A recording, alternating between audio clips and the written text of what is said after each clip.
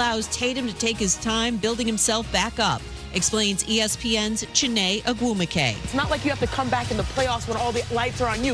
You still have 19 games left of the regular season while feeling confident in yourself, also knowing, I know his expectation is probably like, I'm going to be that guy. It might take some time. It might take 10 or so games. But the fact that he can ease his way into greatness at a point where his team is second in the East, I love this for him. Mavs Celtics tomorrow, 7 Eastern, ESPN. After a lack of consistency at receiver throughout the 2025 NFL season, the Bills addressed that need, agreed to a trade to acquire receiver DJ Moore from the Bears for a second-round pick in next month's draft. Moore, a top new target for quarterback Josh Allen. Saints all-time sacks leader Cam Jordan will be testing free agency for the first time in his career. When I want that big birthday energy, I grab Confetti Craze 5-Hour Energy. It's Vanilla E, buttery cake flavor without the sugar, and it's easy to take anywhere. The Funfetti flavor is back on 5hourenergy.com or on Amazon. Crack open a Confetti Craze 5-Hour Energy shot today. Matt Moscona. I'm very important. After further review. Say it one more time. After further review with Matt Moscona. And here we go. Live from the Raising Cane studio. Let's rock! Go!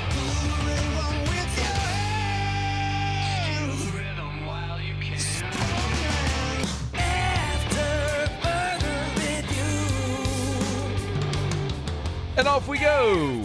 Welcome aboard. Glad you're with us. AFR presented by Decision Critical Concierge Nursing. I'm Matt. This is Shaq O'Neal, and I hate Matt. Paul O'Neal. They're chanting Paul O'Neal's name. Russo. And Mr. Toby Tomplay.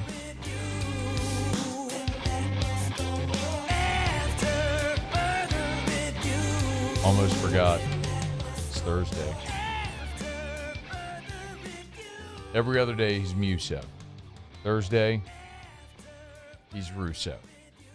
Okay, we're here. Glad you are as well. Get out there and make it a good one. Kendall Rogers, 30 minutes. Ross Jackson next hour. Bill Connelly from ESPN will join us as well. Chris Marler with a ton of SEC stuff to knock around. We'll do that in hour 3. Glad you're here. Let us begin as we do every single day. It's time to pop the top on another edition of AFR with Bud Light. Drink easy. Well, let's call it what it is. 6 straight lackluster offensive performances for LSU Baseball. It's what it is. Dating back to McNeese, the 7-6 loss where they rallied late. The 3 games over the weekend, the Monday loss to Northeastern, and then losing 7-2 to UL-Lafayette at Cajun Field on Wednesday. That's 6 straight lackluster offensive performances. No way around that.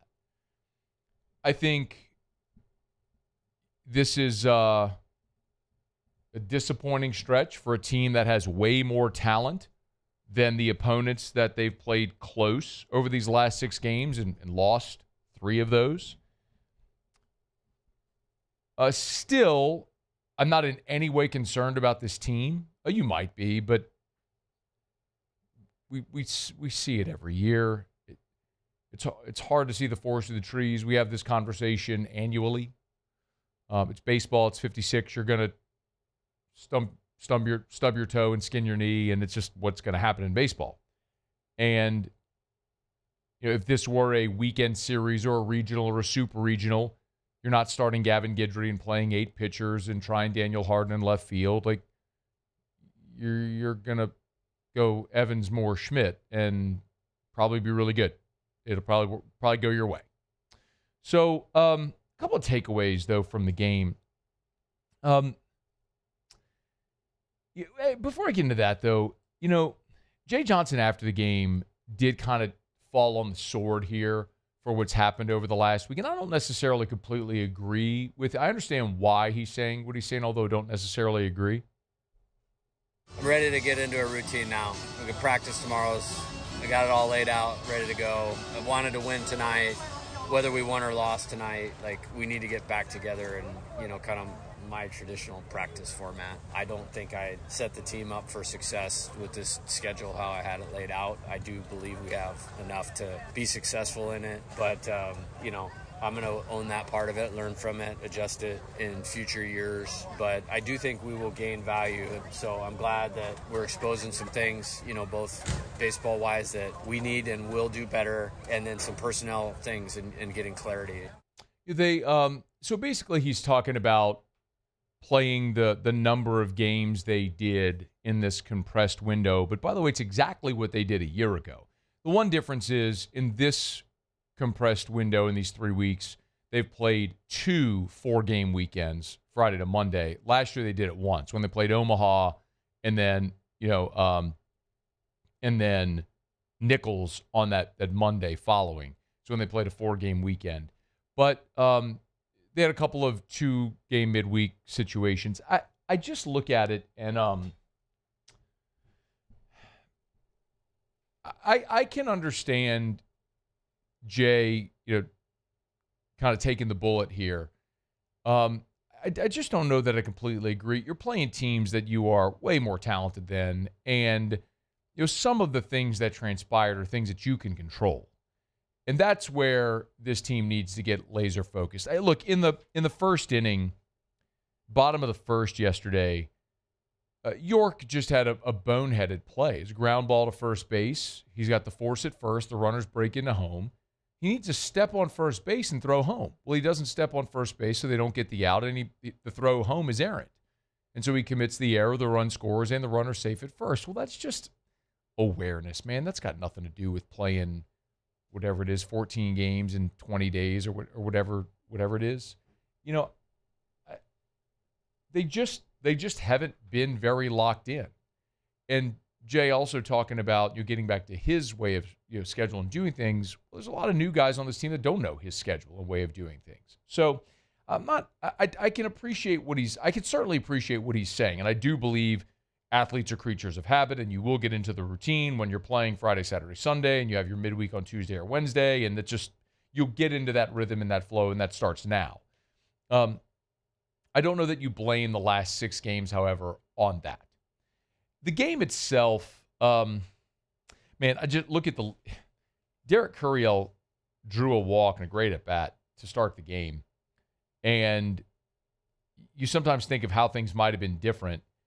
There was a dirt ball or turf ball, the whole field at Teague Morris Turf, and Curiel broke for second, which was 100% the right thing to do. He had a great read, great jump. The catcher made a great play. The ball bounced in front of the mound, in front of the home plate. The catcher grabbed it and threw out Curiel by a split second. It was a great throw, great tag. They reviewed it. He was out. Well, Jake Brown gets a single. If he's safe, run scores. If you have an early lead in that game, is it different? I don't know. And then you look at the bottom of the first, and it just blew up on you. Gavin Guidry strike out to lead off the game. Then he walks a guy, and then from there, everything just blew up on you. You end up giving up a 3-spot. Guidry throws 24 pitches in the first inning. Guidry hadn't allowed a hit, let alone a run. Let's say that again. Gavin Guidry hadn't allowed a hit, let alone a run up to that point, and he gives up a 3-spot in the first. I'll tell you, there was things I liked. For Guidry, after that, he goes out in the second and needs just 7 pitches to get him in order, and then gets a strikeout to lead off the third, to open the third, and then his night was done. I like that a lot.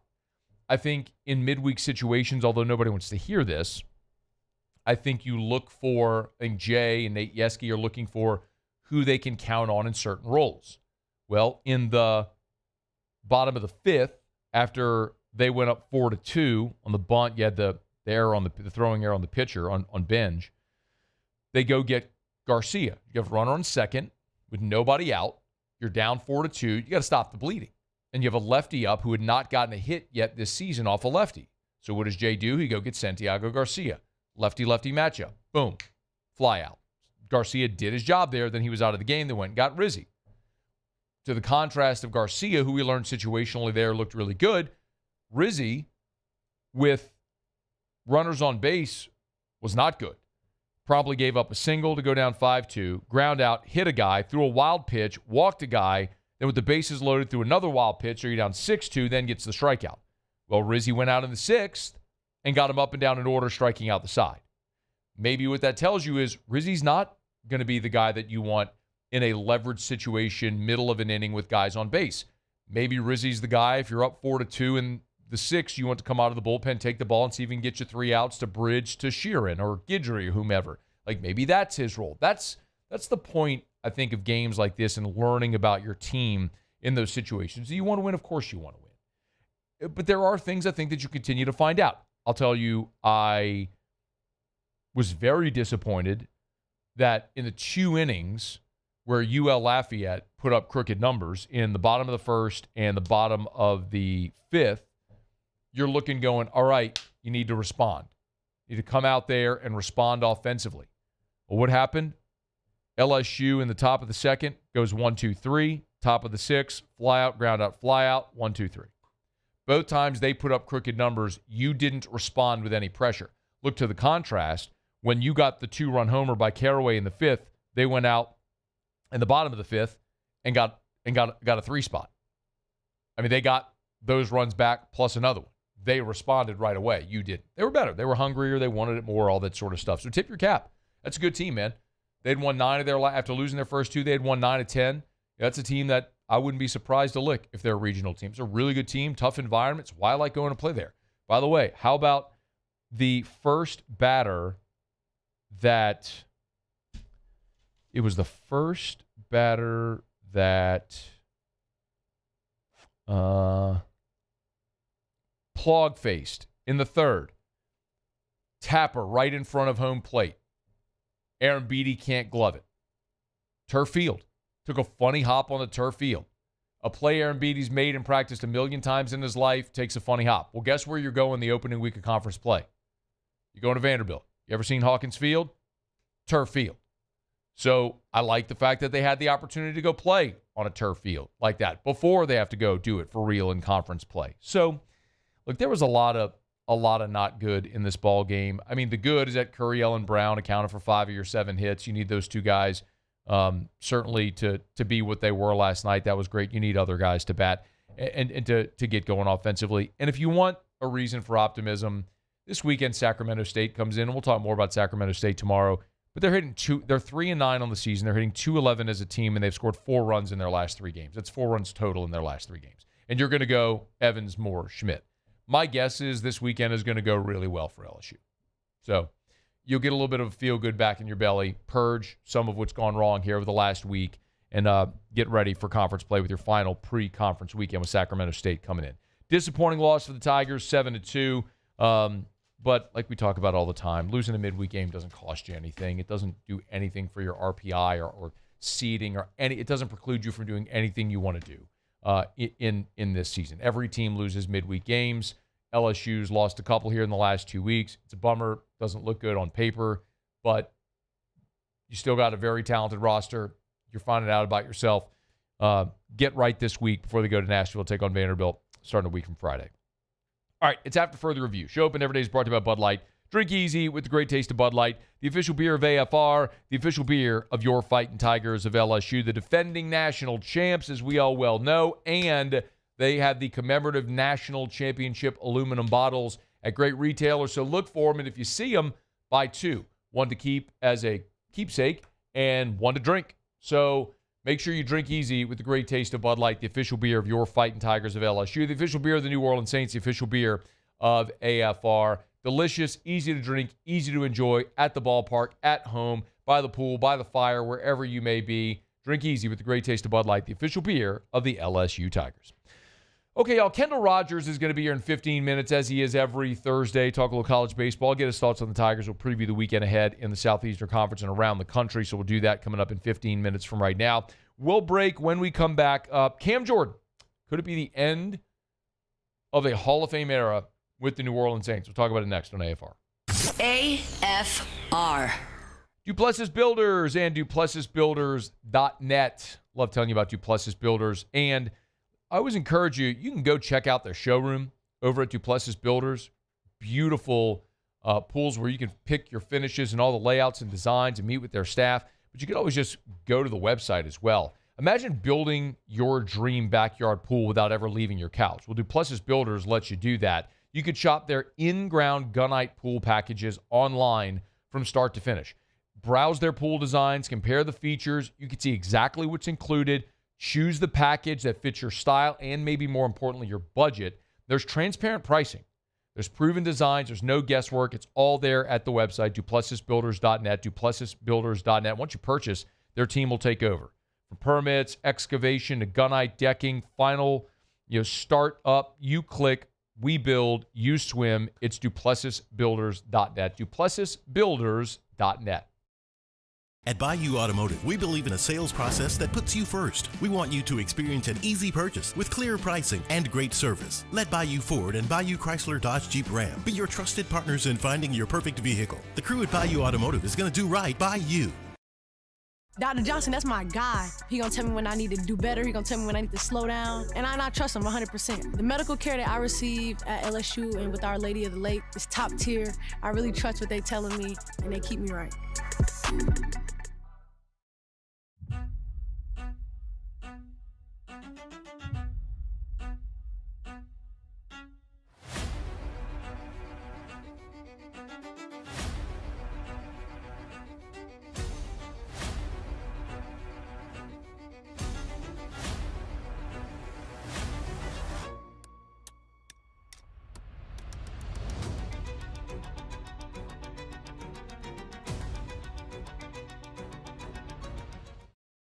Hi, this is Beth Torina. Welcome to my pool.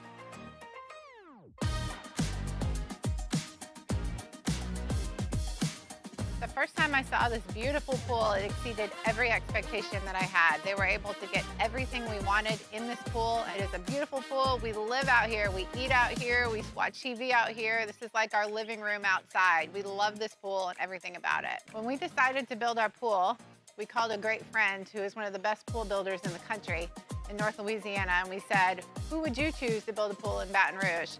And without a hesitation, he told us Russell Pools. He said their history, tradition of great builds, great pools was unmatched. So of course, who did we call? Russell Pools. The advice I would give to anyone looking to build a pool is first call Russell Pools. They'll do an incredible job. It'll be incredibly organized, it'll be time efficient, and you will have your pool in no time.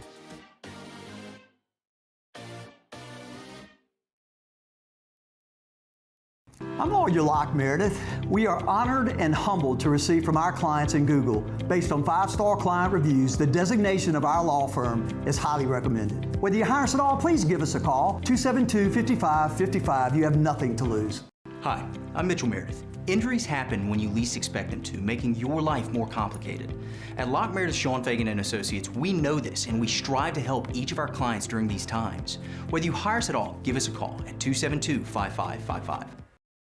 If your office is experiencing performance issues, like slow networks, jammed printers, or disappearing files, Advanced Office Systems may be right for you. With powerful IT solutions, print management, document imaging, and security systems, they help offices regain confidence naturally. Side effects may include uncontrollable efficiency, smoother workflows, and a sudden burst of office joy. Say goodbye to those emotional breakdowns in the supply closet.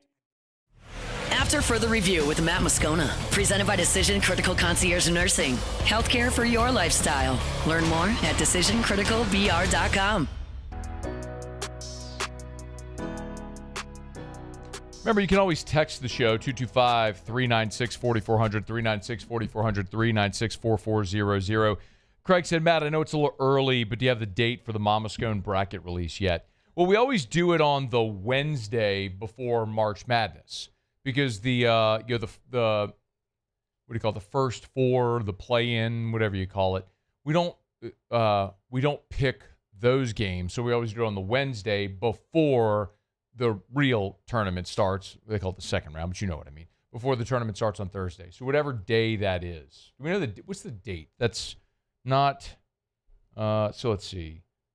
This Sunday, next Sunday. So is the 15th? Would that be it? The 15th?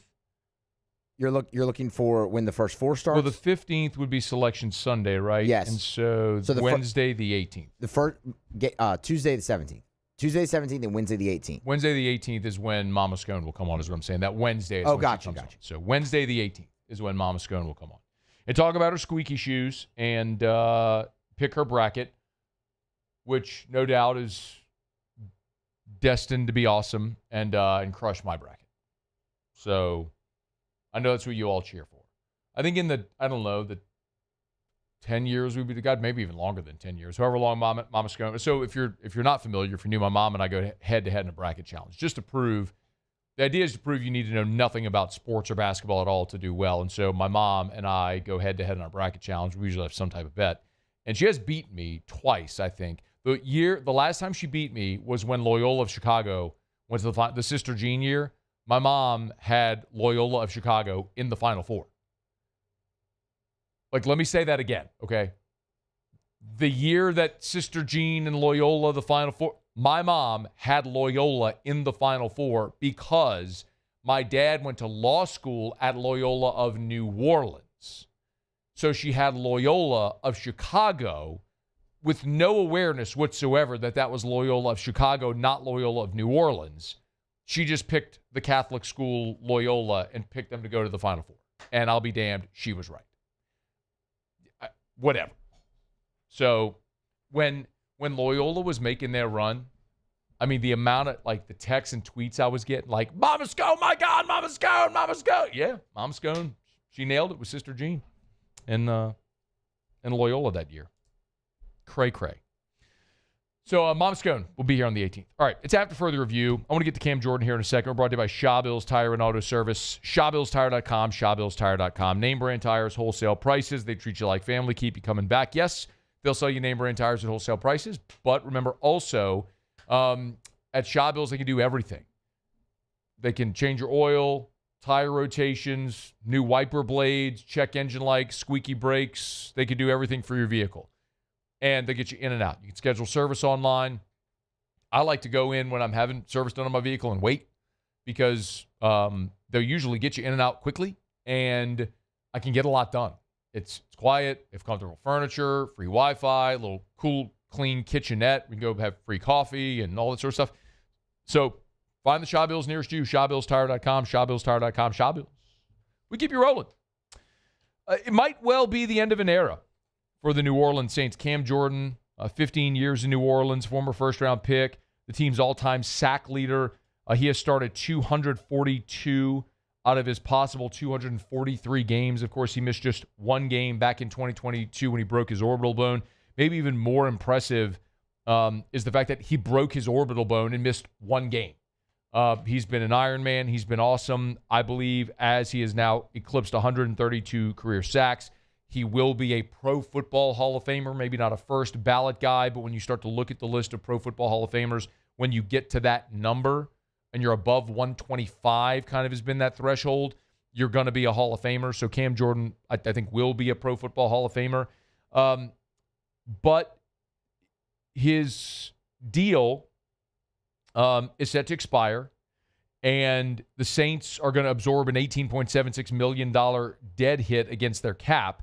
Now, even if they sign him to a new contract after the deadline, the dead money from the previous contract and the money from the new deal would both count against the salary cap.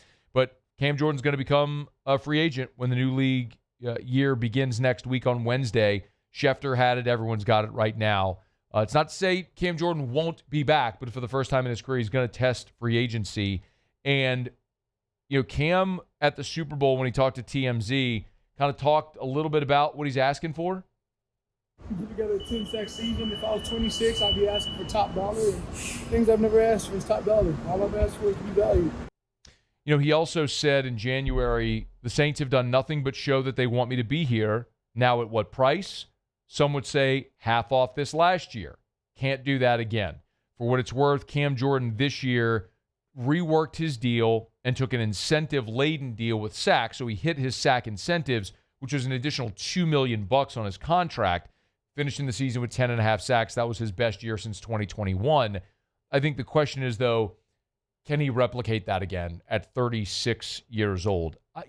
Mickey Loomis at the end of season press conference was asked about Cam. This is what Mickey said. Again, this was back in early January when the season ended. It's not just specific to those guys, but there's a process that we go through at the end of the season. It's an evaluation, and then it's a determination of, hey, do they want to come back? Do we want them back? And then even that, there's still, there's a lot of variables, What's the contract situation? What's the timeline? It's just, there's just too many variables for me to give you a definitive answer on any of that. But look, I'm excited to hear when those guys declare they want to be back here. And I would say on the surface, we definitely want to have them back. But there's just so many other variables that exist that I can't really answer that question right now. Cam has $146 million, by the way, in career earnings. He's made a ton of money. And you might say, well, how much is enough? You see 146, but 146 is never 146, right? There's agents' fees, there's federal income tax, there's state income tax. You know, how much of that actually goes in your pocket, and then, you're living your life and lifestyle, and you have a very finite amount of time to make as much money as possible. And you heard Cam say that he's not going to do that again, where he's taking just an incentive-laden deal. So the thing for me is, I very much respect Cam Jordan at 36 years old, recognizing this is going to be the last contract most likely that he signs in his career and wanting to maximize the value of that contract. I can also appreciate Cam Jordan looking at this as maybe his final opportunity to win a Super Bowl. So maybe there is an opportunity to go somewhere to make more money and be part of a contender where you could play a role like you did in New Orleans this year. Roughly half of the defensive snaps as a rotational guy defensively, and because you're playing half the snaps at full effort, you can maximize productivity. Again, Cam just had his best season since 2021. So I can understand, make more money, have a chance to win. I can totally respect and appreciate that. But I am curious what the market is going to be. For whatever it's worth, the projected market value from Spotrac has Cam Jordan projected on a 1-year, $6.8 million deal. That's the projected market for Cam Jordan. Comparable players, guys like Anthony Nelson, Tyquan Lewis, Jihad Ward, that's kind of what they're projecting Cam Jordan as a comparable player to. And I just look and say, what NFL team is going to want to invest a multi-year contract into a 36-year-old who will be 37 in July, by the way? A 36-year-old who's going to be 37, yes, coming off sort of a resurgent career, but a guy that had been declining over the previous 3. So it's fair to look and say, was this year an outlier for Cam Jordan? Or did he rediscover something? And it's more likely that this was an outlier. I would love to see Cam Jordan back in New Orleans in the same role. Rotational piece, guy that can give you some snaps off the edge. But it's also very likely New Orleans in this offseason is either going to look to draft or free agency to add a young edge rusher to supplement what you have there with Chase Young and Carl Granderson. Love to have Cam back. It's just got to be at the right price. It's a different conversation with DeMario Davis because he's had the best 2 years of his career, the last 2 years. He's a guy that's older, but is still producing at an all-pro level. So we're having a little bit of a different conversation. I'm not saying you invest a 3-4 year deal in DeMario, but I can stomach a 2-year deal for DeMario Davis at a respectable number. Harder to do that for Cam. You want to give a 36, going to be 37-year-old an incentive-laden deal to come back and finish his career in New Orleans? All for it. Sounds like Cam's not on board with that. The question is, what will the market bear for Cam Jordan? We're going to get that answer, though, because for the first time in his career, he'll be a free agent. All right, it's after further review. Let me knock out a quick break. Thursday shows are brought to you by Decision Critical Concierge Nursing. It's not just healthcare, it's healthcare for your lifestyle. Kendall Rogers of D1 Baseball is next. After further review. REV. Let's Rev. Let's Rev.com. Let's Rev.com. Let's Rev.com. Guarantee Media. Rev does the internet here in our building. Parish Construction and Roofing. We're Rev customers as well. The Moscona household. Rev. 70,000 Louisiana home and business owners trust Rev for their internet, their cable, phone, home automation, business connectivity services. They do it all, and they're local. I don't know why you wouldn't give Rev a call.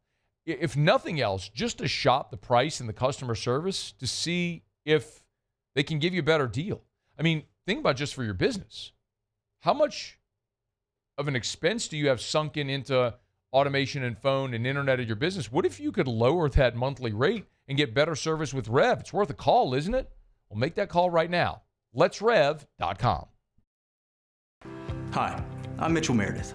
At Locke Meredith, Sean Fagan & Associates, we know each case and client. are unique, and that no two cases are the same. But one thing remains constant, and that is our passion to help our clients.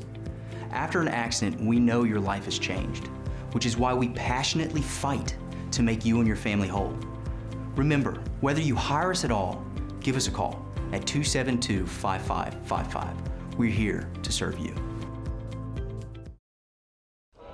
These ice cubes could have been a thankless bed for an all-you-can-eat salad bar. But instead, they cradle and cool the crisp, refreshing Dos Equis. Nicely done, ice cubes. When it comes to choosing energy for your family and your home, make the smart choice with natural gas. You can count on efficient and affordable natural gas to keep you comfortable and reduce your environmental impact to help protect our planet. Together, we're fueling our energy future. Atmos Energy.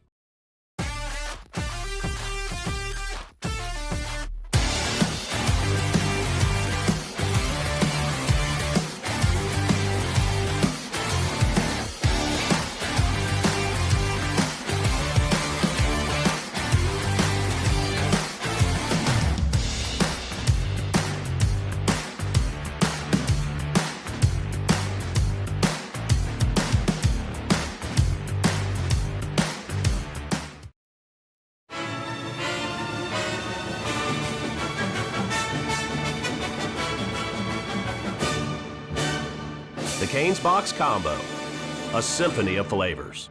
Raising Cane's Chicken Fingers, one love. We typically think of stress as being bad for us. At Our Lady of the Lake and LSU, we are researching how certain types of stress, such as exercise, can be good for our immune health. By studying people under extreme stress, such as athletes, astronauts, service members, and first responders, we're learning how to improve the immune health of everyone. That's the power of research. That's the impact of champions. Together, we roar. When it comes to industrial construction, River Parish Contractors can do it all. Mechanical, structural, custom fabrication, specialized welding, and turnaround services. Strategically located in between Baton Rouge and New Orleans, we have the local team with the experience and commitment to safety to manage the most complex industrial projects. Period. Here's the deal. Partnering with us means your project is delivered on time, on budget, and most important, safely. River Parish Contractors, let's get building. Investing in a new roof doesn't have to be overwhelming. At Pelican Roofing, we offer 0 interest for 21 months because everyone deserves a safe, secure home. Trust it? After further review with Matt Moscona, presented by Decision Critical Concierge Nursing. Healthcare for your lifestyle. Learn more at decisioncriticalbr.com.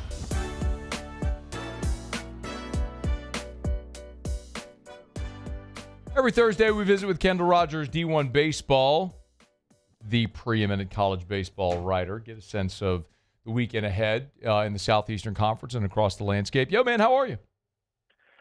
I'm doing well. I'm kind of just comfort all these LSU fans who, think their season's like over already. All right. I kind of feel like we went through this like every year in the Monterey area. Last year they got run ruled by Northwestern State. I mean, they lost the game to Omaha. Here's the thing. Yeah, here's the thing. Let's hop right into it. The good and the bad. The good is I think this team will snap out of it. The bad is I did not love the body language last night, after the way they played against Northeastern on Monday. And I know they came back, but there's a lot of, guys coming off the bench. Eddie Yameen getting a big home run there. But I just thought after the way Monday went, you walk into the Teague last night, it's a packed house. There's a nice LSU crowd there. Like, I don't know how that doesn't get you pretty excited and pretty pumped up. And I thought that looked like an LSU team that was ready to go home and get in bed. Give me that is the only thing that concerns me a little bit. Panic meter, like 1 to 10, where would you be? 2. Okay. I agree, by the way. I think you and I have had this conversation enough about this. What then gives you confidence that this team can and will snap out of this funk that's been going on really, Kendall, certainly offensively for the last 6 games? Yeah, here's the thing. Early on, I felt like we were really concerned about the pitching. I still have a lot of faith in Evans. Cooper Moore was really good last weekend. Will Schmidt, teams are only hitting about 180 against him right now. he's been really good as of late. So you kind of got that little piece kind of figured out. Offensively, you've got guys who have hit before, just going up and down the lineup. Zach York, I know the first, weekend or two, like, he was pretty good. He's cooled off quite a bit. He's hitting 256. You look at Monster Milo, and the guy that certainly we think is going to have a really good season, certainly in conference play. He's hitting under, 265. You've got guys like Seth Dardar, who was really good at Kansas State last year, hitting well under 300. And so I just think there are guys in that lineup that have proven in the past that they can not only hit, but hit for a pretty high average. And so that gives me a lot of confidence. The other thing I'm kind of curious just to see evolve over the next few weeks, and trust me, like, I'm not throwing any of the blame on a Derek Curiel. He's hitting 333. But I do think he was a guy that when he went out in the offseason, gained 10 to 15 pounds of muscle, built up his strength a little bit. I thought we'd see a little bit more power from him, but no home runs. And honestly, the extra base hits have been pretty limited for Curiel as well. So he is the guy that, as I look, I'm even going beyond the Sac State series. As I go into SEC play, like, he's the guy that kind of needs to take the ropes of this offense and just allow them to take off a little bit. He's on Twitter at Kendall Rogers, D1 Baseball.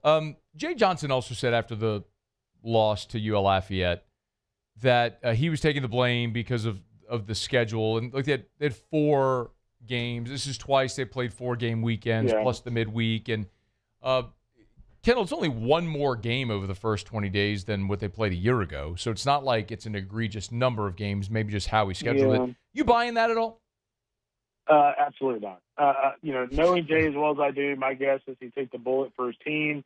And I'm going to guess that bus ride home probably wasn't the most pleasant thing in the world for that baseball team. And here's the thing. And, I guess I'm talking to the LSU baseball team here, but you're playing for the premier program in college baseball. There is not a team in the world, especially a northern team, by the way, that is spending every single weekend early in the season on the road. Nobody's going to feel sorry for you. So it's either you can feel sorry for yourself that you're playing a lot of baseball, or you can kind of dial things back in. I'm going to say they'll dial things back in, but you never know. We talked about this in the preseason together, and you just never know about the team after the team that wins the national championship. Most of the time, especially the place like LSU, you're fine. But, man, there's plenty of instances where a team the year after has taken a step back. D1Baseball.com, he's Kendall Rogers. So this weekend, LSU is going to host Sacramento State. I don't know a lick about them, Kendall. I mean, I know they're 3-9, and their team batting average is like 211. Yeah. All right. Take it from there. Like, what should we know about Sacramento State, if anything? Well, it sounds to me like they're the perfect elixir of what LSU needs to kind of get back on track. But were you listening? Were you listening to the opening segment of the show? Because it sounds like you're just parroting everything I said in the opening of the show. I absolutely was not. The great. They say great minds think alike. Yeah, certainly offense they leave something to be desired. But if you go back and look at their weekend series, I mean, they haven't gotten blown out. Like, their pitching for the most part has been pretty good. Kurt Martin for them. 16 strikeouts and 14 2/3. He has yet to walk a batter. Ethan Lay, a senior for them, 24 strikeouts and 19 2/3, 2 walks. Teams hitting them at a 189 clip. So what that tells you is, like, LSU's going to have to actually hit the baseball this weekend against at least a pair of starters who are pretty good and have done it against teams that are pretty solid as well. Look around the rest of the SEC, Kendall. It's a lot of blech when you look at the schedule on paper. Is there anything? Yeah, is there anything that stands out this weekend? I think for me, Tennessee, Wright State's interesting. I know Wright is 4-6, but I mean, we all know how decent they are every single season. I think that's kind of intriguing to me. But outside of that, man, it's really ACC kind of a weekend. Virginia, North Carolina, outside of the SEC. It's kind of that hot series this weekend. Chris Pollard, of course, who used to be at Duke, now at Virginia. He gets a chance to kind of get his first marquee series wins at North Carolina this weekend with Jason DeCaro and company kind of leading the way. But, boy, yeah, if you're looking at the SEC and going, boy, what am I going to watch outside of LSU? This is a perfect weekend to grab some fishing rods after the LSU game and just go fish. I think it's going to be raining all weekend. Well, maybe not then.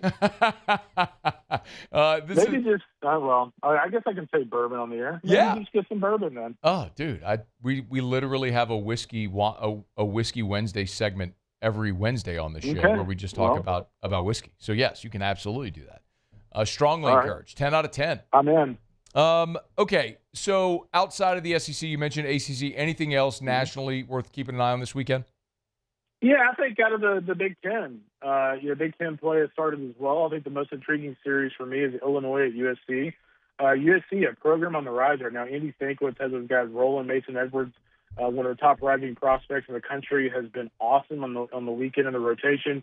Grant Goble for USC almost had 2 no-hitters already this season. He threw one against Pepperdine opening weekend, was a pitch away from getting another no-hitter against Cal Poly here in the last couple of weeks. And so USC, a team on the rise, they had Illinois at home. Illinois, a pretty good club. They gave Coastal Carolina all they could handle a couple of weeks ago. Kendall, a lot of people here. 2 more things. Number one,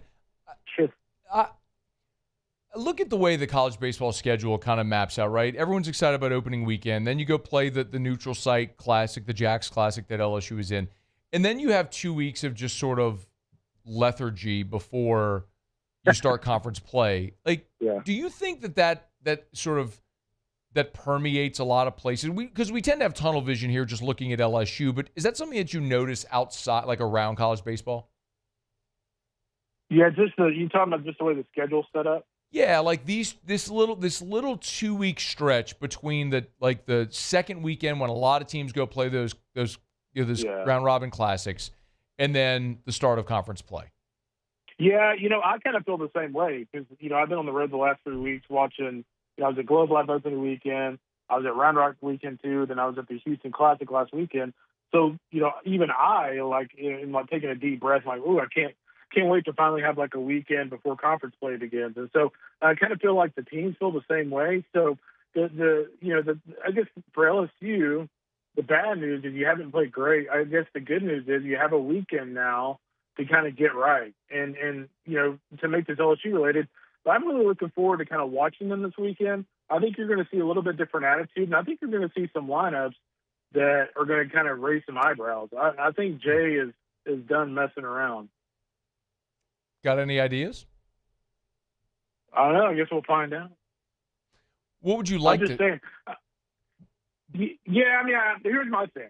If you're looking at this team and going, hey, what should we do offensively? If some different things are working, then try some different options. That's what I would say. Yeah, I'm curious because Curiel and Brown and Milam and Caraway, Aaron Beatty, these guys are not coming out of the lineup. So I'm just curious where, when Chris Stanfield comes back, he's going to be in left. Is it Dardar? Yeah, is they'll it be York? Fine there. Yeah, York might be the guy for me that I don't even know who you throw out there, but he might be a guy for me that could be expendable a little bit. You can get more athleticism at the position. You certainly at this point can probably get a little bit more production. So maybe York is one of those guys that you could see kind of in and out of the lineup this weekend. Maybe. I think I don't think taking him out of the lineup is whoa, that's a big loss. Yeah, he's hitting 250, but they put John Pearson there and on Monday, and he was awful at first base. Correct. He was a big part of the blow-up inning. I will say this: the biggest thing I'm looking forward to this weekend is just seeing their intensity. Again, I go back to last night. I watched that entire game, and it was shocking to see just how laid back and kind of the aw shucks attitude.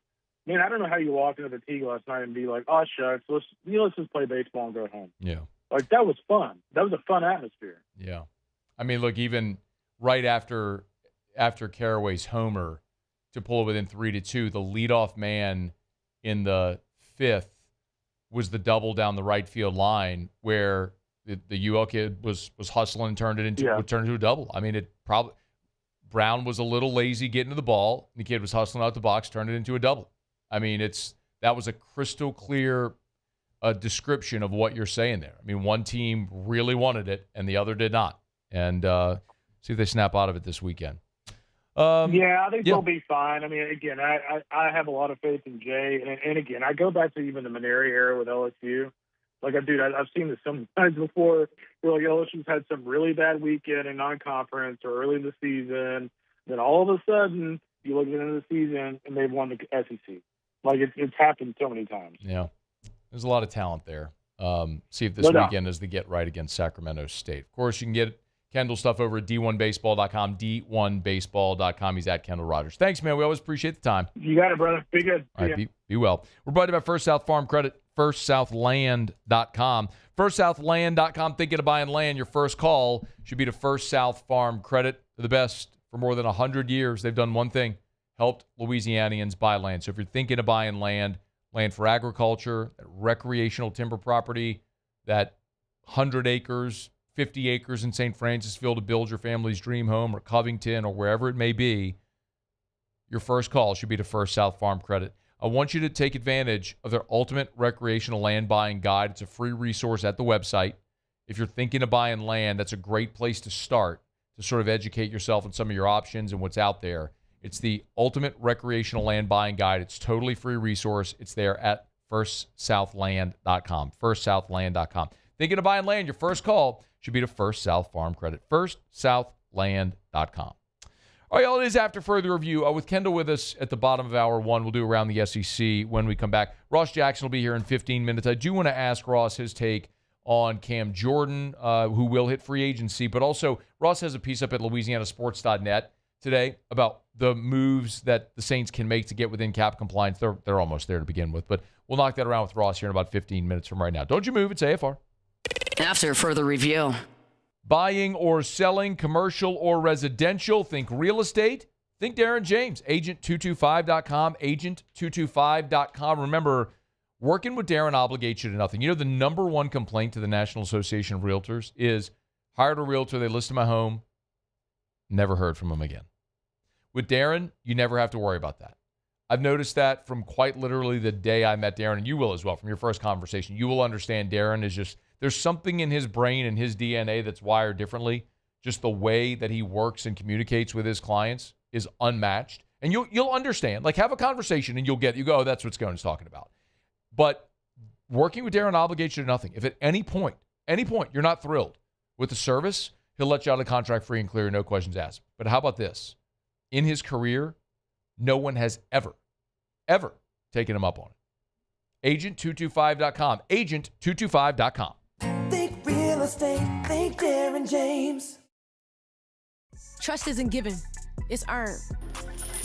Earned by showing up, putting in the work, the hours that nobody sees. I didn't get here on my own. I trust my coaches to lead, my teammates to step up, and when the game is on the line, Our Lady of the Lake to keep me healthy and on the court. Because it takes a champion to care for a champion. I trust the Lake. From championship athletes to everyday champions, trusted care starts here. At Parrish, we take pride in building roofs that last. Because in Louisiana, toughness isn't just on the court, it's in your home too. Parrish Construction and Roofing. ParrishBuilt.com.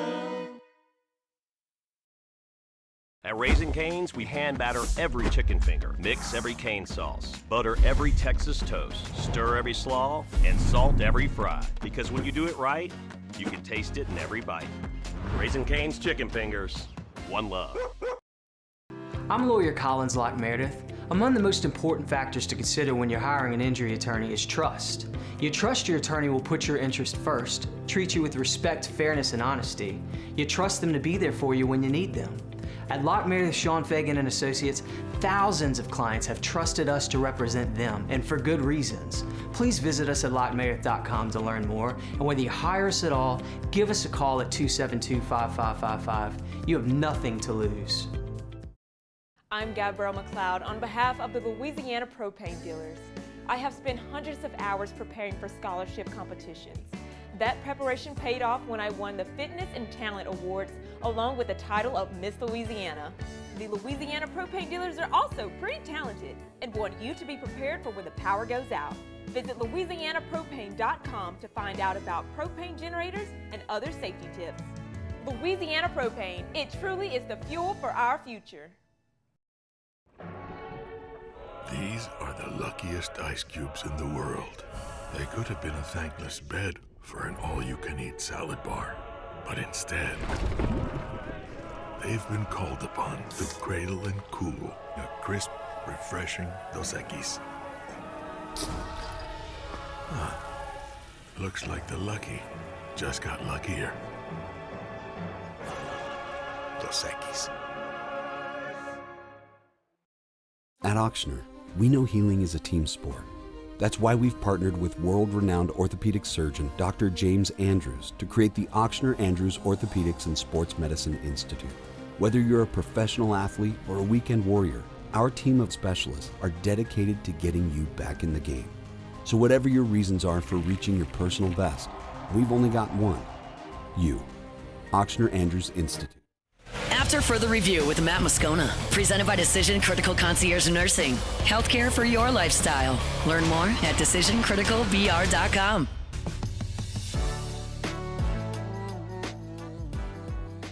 The Trinidad Chambliss saga is not over, apparently. Of course, a Mississippi State judge, not Mississippi State University, a state judge in Mississippi, of course, granted Trinidad Chambliss his preliminary injunction to be able to play this season.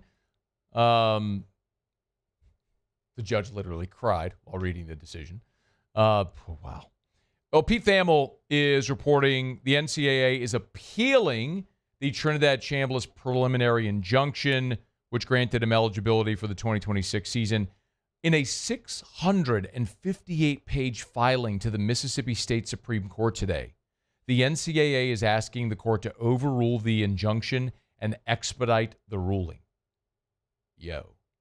658 pages. I guess that's, I'm not an attorney. I guess maybe that's normal, but that feels like a mountain of evidence. Now, I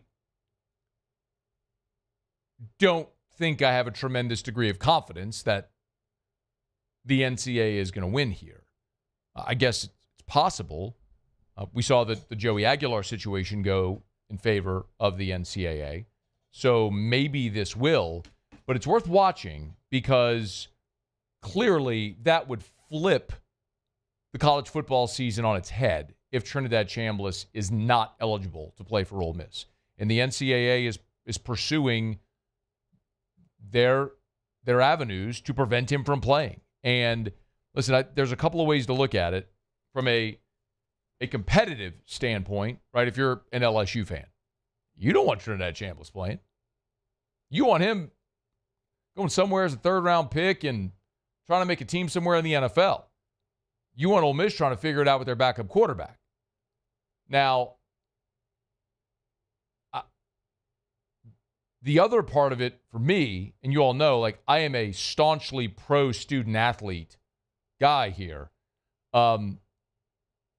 I also want to follow the rules.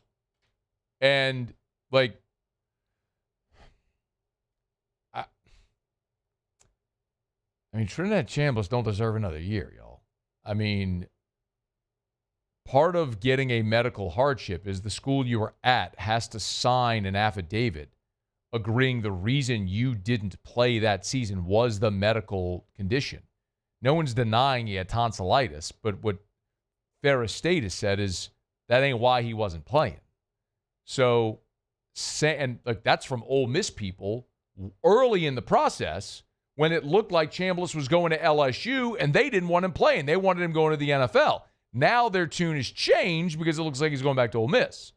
So I don't know what, I mean, I think I know what the Mississippi State Supreme Court is going to rule, but it's one worth watching because that will change the complexity of the college football landscape depending on how that goes. All right, we're brought about Relief Windows and ReliefWindows.com. Windows, door siding. They do shutters too, Relief Windows and ReliefWindows.com. Energy-efficient replacement windows, beautiful entry doors, hardy plank, vinyl siding, shutters, and shades now as well. Every window. They measure twice, install once, custom fit for your home. You can go get quotes, but if you're just looking for the cheapest, I tell you all the time, it's never going to be Relief Windows. If you want the best, it'll always be Relief Windows. Windows, doors, siding, shutters, and shades. It's Relief Windows and reliefwindows.com. All right, y'all, it is after further review. SportsCenter's coming up. We'll get you caught up on national headlines here in just a bit. Ross Jackson will be with us when we come back. He's got a piece up at LouisianaSports.net where he kind of walks through how the Saints are going to restructure deals, which most likely the Saints will do to restructure deals to get within cap compliance. Talk about some of the free agents as well, what we know about Cam Jordan hitting free agency, what about DeMario Davis, some of that sort of stuff. We'll get to that with Ross. Of course, LouisianaSports.net, that's coming up. And then Bill Connelly will be with us in about 20 minutes from right now. Bill Connelly kind of looked at the quarterbacks in college football for 2026. I'm wondering if that might be in any way edited or altered with the Trinidad Chambliss news. So we'll talk about that with Bill Connelly from ESPN in about 20 minutes from right now. Thursday shows are presented by Decision Critical Concierge Nursing. SportsCenter's coming up. We get you caught up on national headlines. It's AFR. AFR. And I love telling you about Parish Restoration. Of course, kill mold, remove odor. The process is really easy. You'll call or you go online, parishrestoration.com. You fill out the form on the homepage. You'll get in touch. They'll give you an estimate of what it'll cost. They run these Sprinter vans, right? So they spray this patented non-toxic dry fog, which I tell you about all the time. And so they have these Sprinter vans that pull up to your home, your office, church, school, industrial facility, whatever it is, workout facility. The hose runs through the Sprinter van. So they just pull it out, go in, walk all the way through, spray their patented non-toxic dry fog. They'll close up the windows and the doors. And as soon as the fog dissipates, you're back in free, clear, clean smelling, sanitized space. So if you're dealing with mold, odor, and other harmful pathogens, flu, other sickness, virus going through your space, Parish Restoration can knock it all out efficiently and cost effectively. parishrestoration.com. Hi, this is Beth Serena. Welcome to my pool.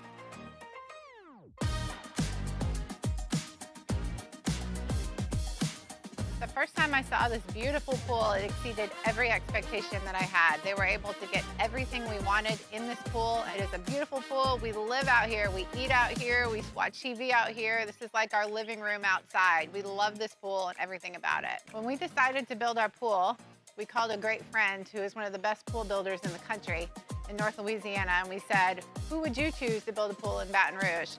And without a hesitation, he told us Russell Pools. He said their history, tradition of great builds, great pools was unmatched. So of course, who did we call? Russell Pools. The advice I would give to anyone looking to build a pool is first call Russell Pools. They'll do an incredible job. It'll be incredibly organized. It'll be time efficient, and you will have your pool in no time.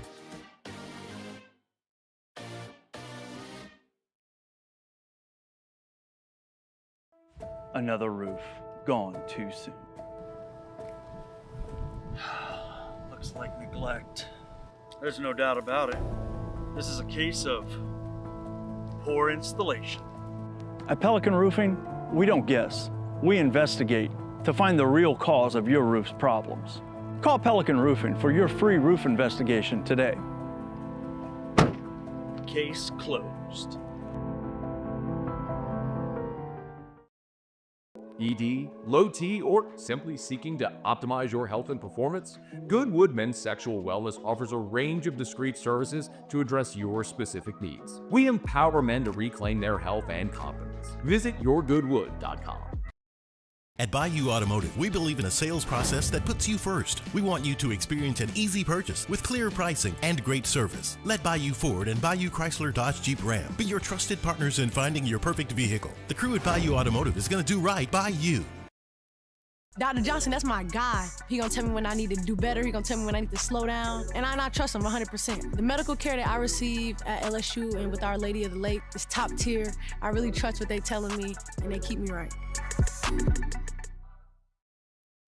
Hi, I'm Mitchell Meredith. At Locke Meredith, Sean Fagan and Associates, we know each case and client are unique, and that no two cases are the same. But one thing remains constant, and that is our passion to help our clients. After an accident, we know your life has changed, which is why we passionately fight to make you and your family whole. Remember, whether you hire us at all, give us a call at 272-5555. We're here to serve you.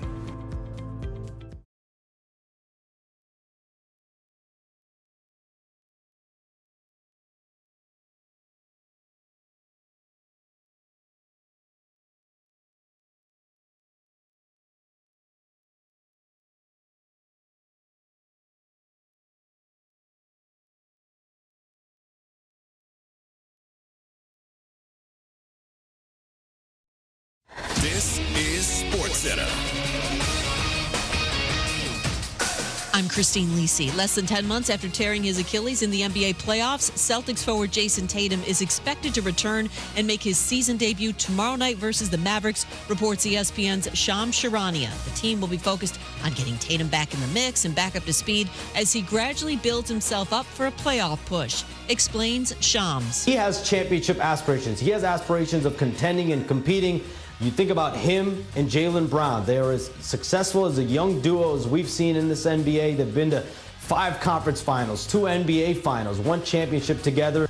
With Jaylen Brown leading the way, Boston's currently second in the East. Mavericks rookie Cooper Flagg cleared to return from a midfoot sprain. He intends to play tonight in Orlando. Flagg has been out the last 8 games. A major offseason need addressed by the Bills. They've agreed to a trade with the Bears to acquire receiver DJ Moore for a second-round pick in next month's NFL Draft. North Carolina star freshman Caleb Wilson increasing practice, but still not cleared for 5-on-5 action due to his hand injury. Tar Heels at number 1 Duke Saturday, 6:30 Eastern, ESPN. Hey, it's Evan Cohen coming up Friday. Earlier in the week, I said if I were the Raiders, I would never consider trading away the number 1 pick. I'll tell you why. I might have changed my mind. It's on Sportsman like 6 a.m. Eastern right here on ESPN Radio, ESPN2, and ESPNU.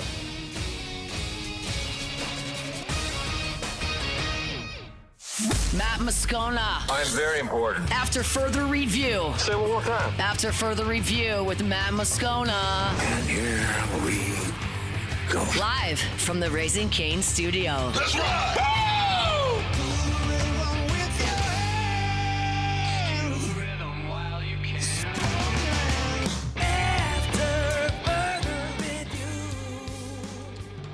Hour 2, off we go. Welcome aboard. Glad you're with us. It's AFR, presented by Decision Critical Concierge Nursing. I'm Matt. Love you, Matt. Paul O'Neill. They're chanting Paul O'Neill's name. You show. And Mr. Toby Tomlin.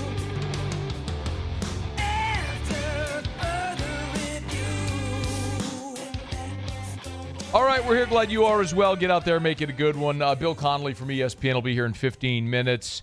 Saints have already begun the process of getting within cap compliance. Ross Jackson has a good piece up at LouisianaSports.net, how the Saints can best find that $58 million to get within cap compliance. So he joins us now. Yo, dude, how are you? Hey, man, doing great. Thanks for having me. Our pleasure as always. Okay, so not as much in cap hell as years past, but they still got to do some restructuring here.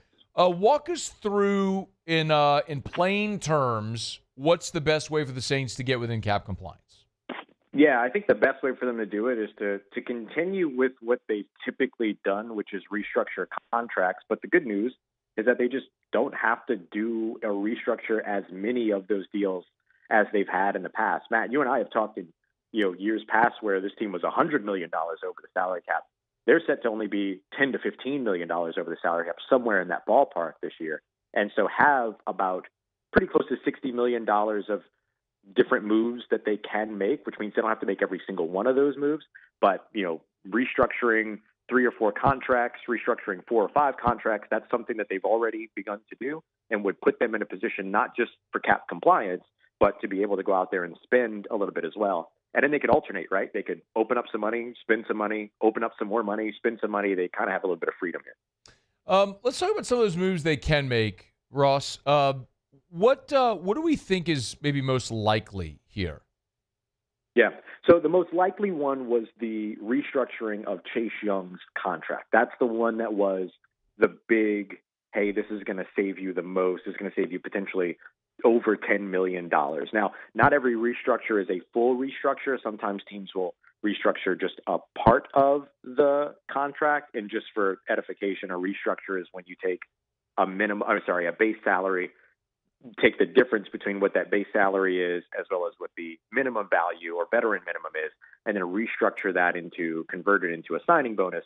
That way you're paying it over the course of X number of years, which they decide up to 5, as opposed to, paying for it all, being on the hook for it all here in this season. And so with a full restructure of Chase Young's contract, they were going to save nearly $11 million. That was the first move that they made. So that is already done. I think the next big one that they can do is Carl Granderson's contract, the other edge rusher on the opposite side. That one can save them more than $8 million. And they've already started to touch a couple of other ones as well. All right, he's on Twitter at Ross Jackson Nola. Do you anticipate they will make all those moves, Ross, to free up about $58 million in cap space? I don't imagine they'll make every single one. The piece that I put up over at LouisianaSports.net included 8. There's probably another 2 that they can do that are kind of lower level, saves like $2 million, saves $4 million, things like that.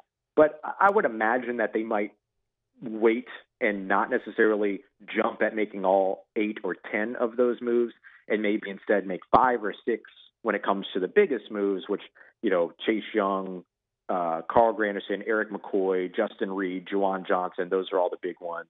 Shout out to Nick Underhill over at New Orleans. Football has already reported a few of those have already happened.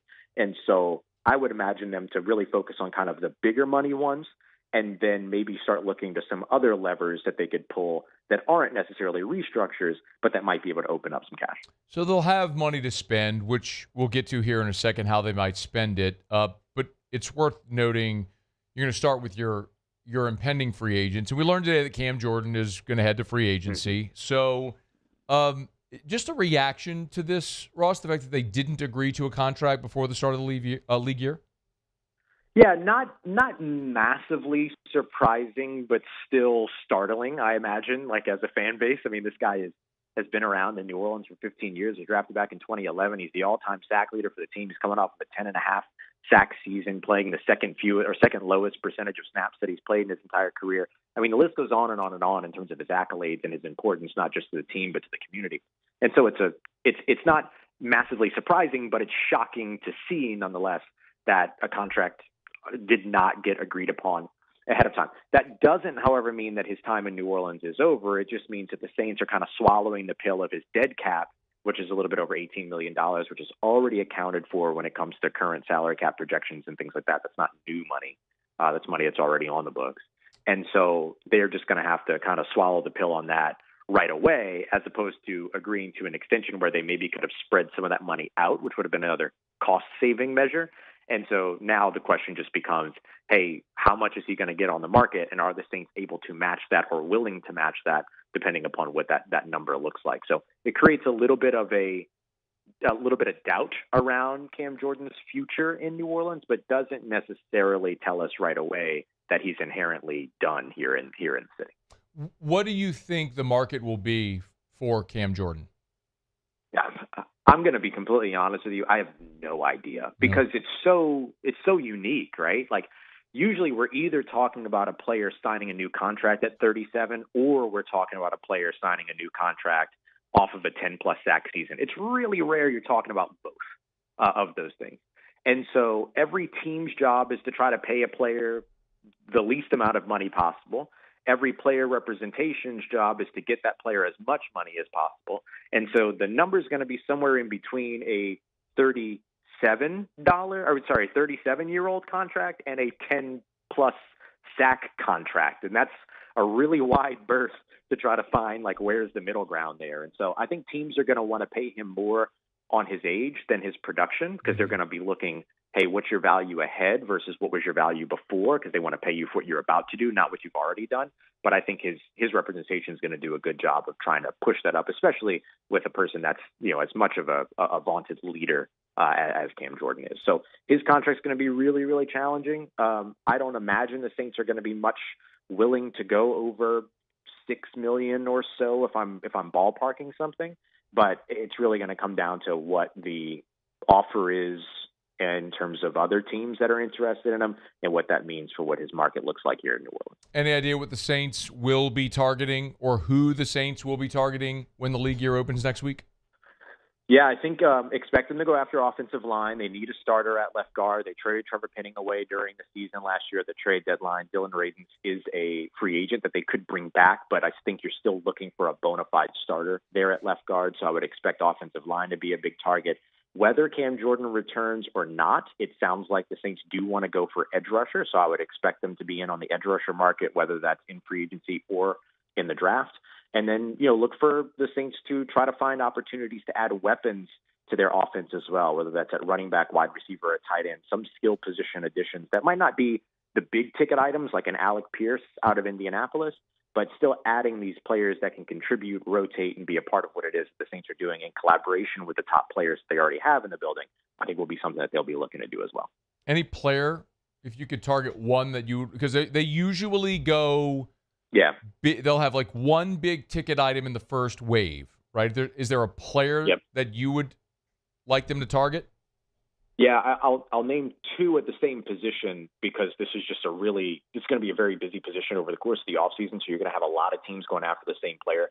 But David Edwards, the offensive lineman out of Buffalo, and then Ed Ingram, the former LSU Tigers offensive lineman, who's going to be testing the market out of Houston. I think either one of those players would be immediate plug-and-play starters for them, could be long-term guys, sub 30 years old, all that.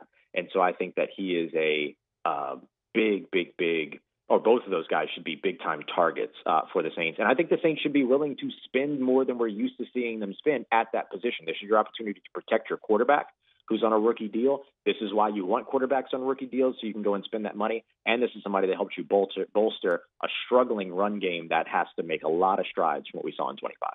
He's Ross Jackson, LouisianaSports.net, where you can read his stuff, and, of course, you can listen or watch over at Locked On Saints every day, always free. Always appreciate it, man. Thank you. Thank you, bud. Thanks for having me. Take care. Stay safe. I'll talk to you soon. Be well. It's After Further Review, brought to you by Arco Power Systems, ARCCO, Arco.com, Arco.com, Industrial Generac Generator Power. That's what we're talking about when we talk about Arco, and they're not just in Baton Rouge. Home base is right there on Airline Highway near I-12. Really impressive facility, but they have offices north in Little Rock, east to Mobile, west to San Antonio, Dallas, Houston, all over. Draw a circle. If you're anywhere, your business, commercial, industrial facility is anywhere in that footprint, power goes out, you need industrial Generac generator power, you need Arco Power Systems. ARCCO, Arco.com, Arco.com, all different types of businesses. From hospitals and grocery stores and gas stations to radio stations or doctor's office or attorney's office or whatever it may be. If the power goes out, you need your business to get back online, you need Arco Power Systems. ARCCO, Arco.com, Arco.com. All right, y'all, it is After Further Review. We're glad to have you hanging out with us here. There is, Ross Dellinger reported potential big changes coming to bowl season. College football's bowl season. I'm not talking about the college football playoff. I'm talking about the other bowl games that nobody seems to care about anymore, that they're trying to reinvest and invigorate some life into bowl season. This could be interesting. We'll talk about that at the bottom of this hour. Bill Connley from ESPN is going to join us next. It's AFR. AFR. Want to regain that youthful feeling? Goodwood Men's Sexual Wellness can help. Yes, part of what they do is ED treatments. That's part of it. If you don't deal with ED, awesome. I'm fired up for you. If you do, they can help. But it's so much more than that. When we talk about hormone replacement therapy, this could be incredibly transformative. You want to wake up and have great waking energy? Do you struggle with brain fog? Do you go to work, come home, and you can't even think about going to the gym because you're just tired and you crash out on the couch? Or you go to the gym, but you just struggle to burn fat and build muscle and lose weight? Well, a lot of that can be related to hormone imbalance. A simple blood test can let you know if you're a candidate for HRT. Simple blood test. At Goodwood Men's Sexual Wellness, they have the lowest prices and never any contracts, and they're awesome. They're right there on Drusilla in Baton Rouge. They do the whole thing over telemed if that's helpful for you. YourGoodwood.com. Learn more. YourGoodwood.com.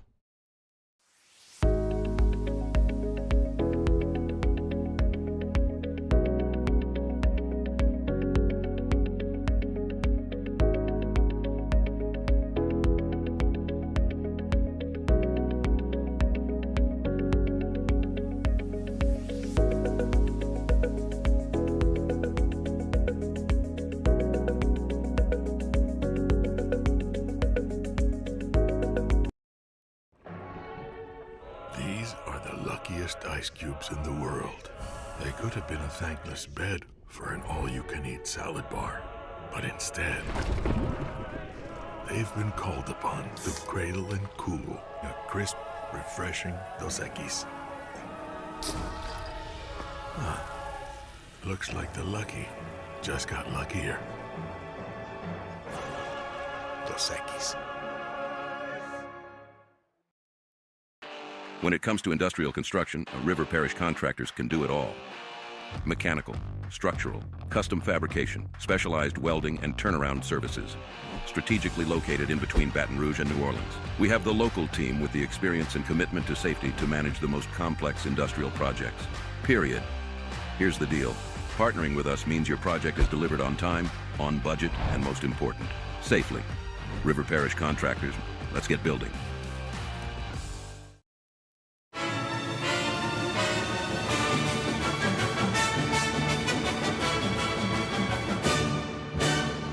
The Cane's Box Combo, a symphony of flavors. Raising Cane's Chicken Fingers, one love. Dr. Johnson, that's my guy. He gonna tell me when I need to do better. He gonna tell me when I need to slow down. And I trust him 100%. The medical care that I receive at LSU and with Our Lady of the Lake is top tier. I really trust what they telling me, and they keep me right. Looking for cleaner energy? Propane is energy for everyone. And when you're cooking with clean, affordable propane, you're cooking with gas. In the wintertime, nothing heats a home like Louisiana propane. And when you need hot water, propane's got you covered.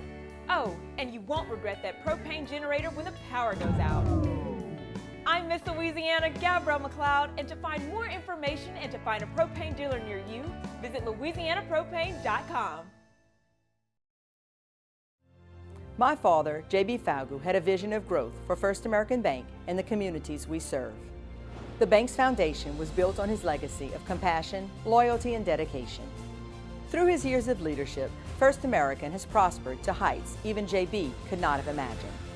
I know my father would be extremely proud of the customer service and financial stability that First American provides to Southeast Louisiana. We continue. After further review with Matt Moscona, presented by Decision Critical Concierge Nursing. Healthcare for your lifestyle. Learn more at decisioncriticalvr.com.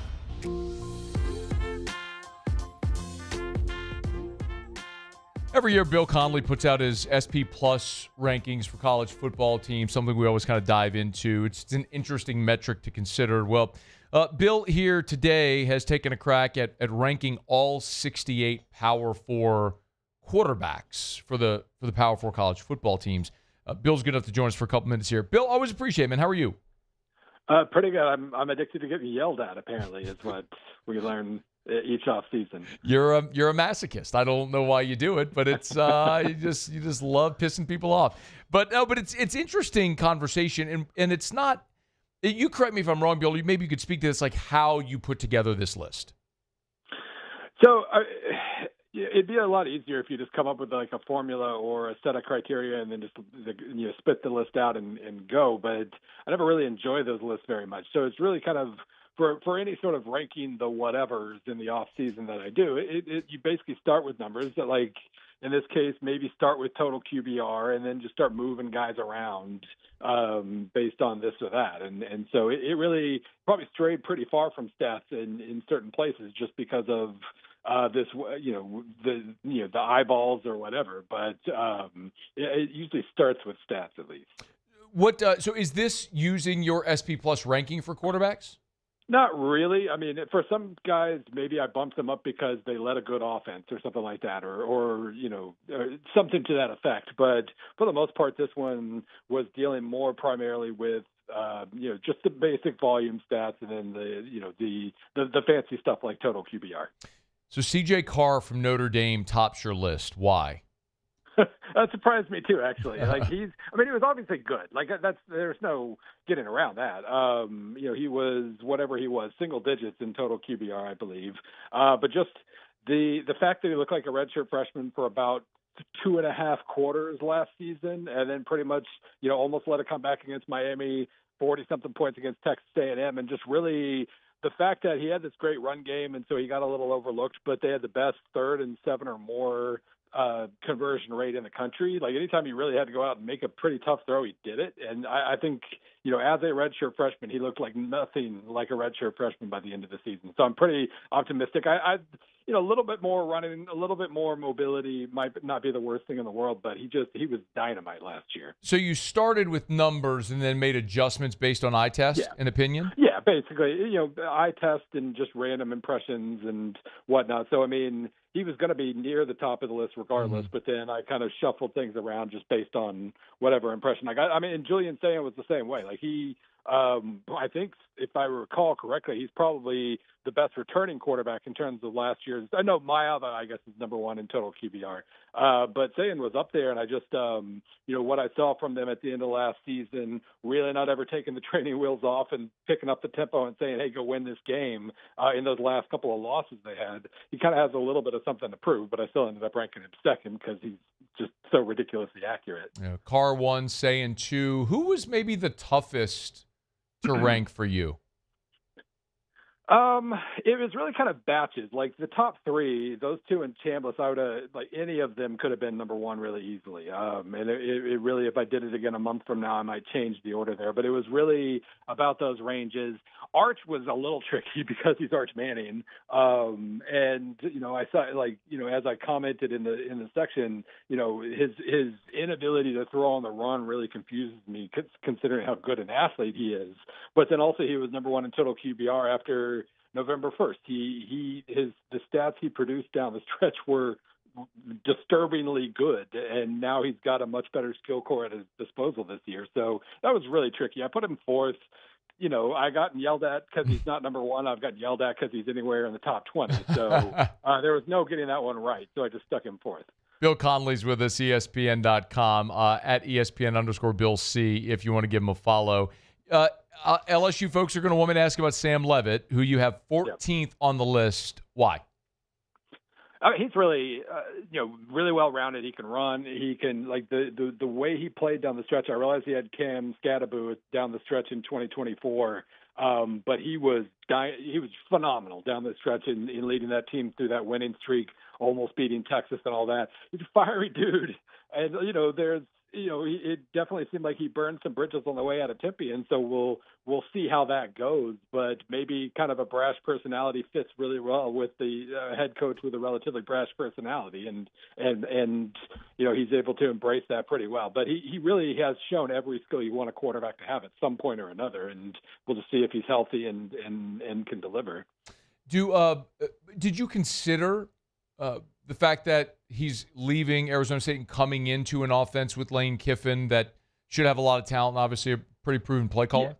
It was kind of tricky to figure out, how much of this is the guy, how much of this is the system, and in some of the write-ups I mentioned, this guy's losing 5 of his top 6 receivers, and that makes me nervous, that kind of stuff. It is kind of tricky. He's obviously walking into one of the most quarterback-friendly offenses in existence. It's been a while since Lane Kiffin didn't get the most out of a quarterback. So, if he ends up, posting top 5 stats this season, it's not going to be a surprise at all. What fan base has yelled at you the most? Oregon, actually. I can pretty definitively say Oregon. I had Dante Moore 6th. I think they were mostly mad that I had Jaden Mayava 5th. That seemed to be my issue, I guess, with Dante Moore in general is, he's one of those computer quarterbacks where he's always going to make the logical decision and get the ball out accurately and all that.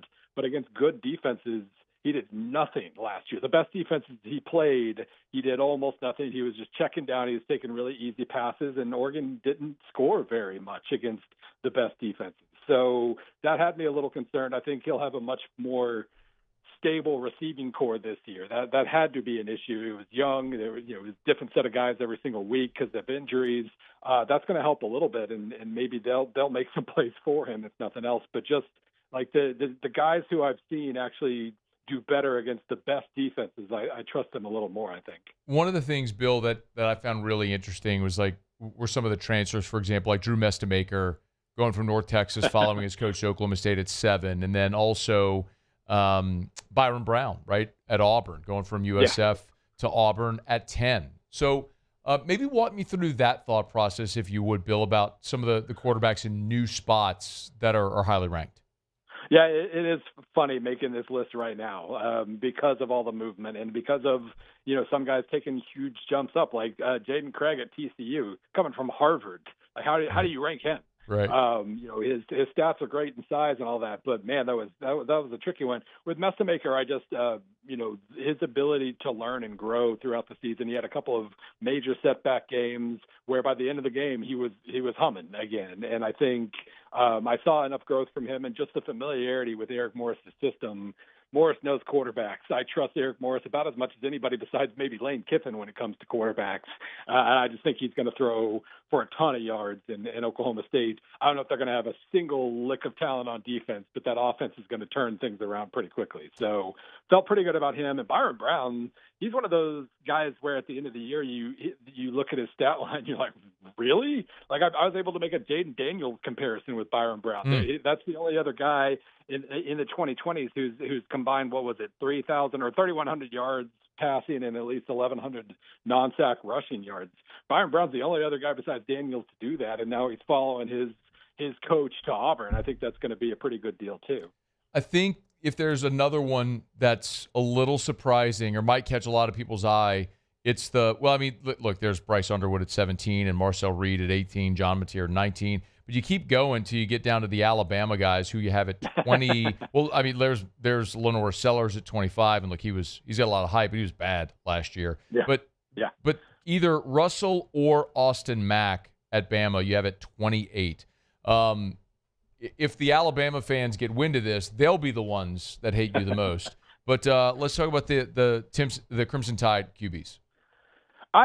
Maybe this is a circumstance thing too, but watching Ty Simpson have to carry that offense last season. No run game. Receiving core was solid, but not necessarily Alabama level solid at all times. And just watching how well he had to play just for Alabama to win those close games mid-season. And then I realized he had injuries here and there and whatever was nagging him, but he faded late, and now you're going to replace that guy with somebody who has barely played, in the last couple of years, especially if it's Russell. And, the offensive line, I think, is worse. Receiving core might be better, but might not. It's really, they're kind of a baffling roster situation for me. And maybe I rank the quarterbacks a little lower just because I think they might get dragged down by that a little bit. Last thing, if you had a guy that is maybe far down your list who is there for a reason that you think is legitimate, but has a real opportunity to make a big-time move in 2026, is there one that you would pinpoint?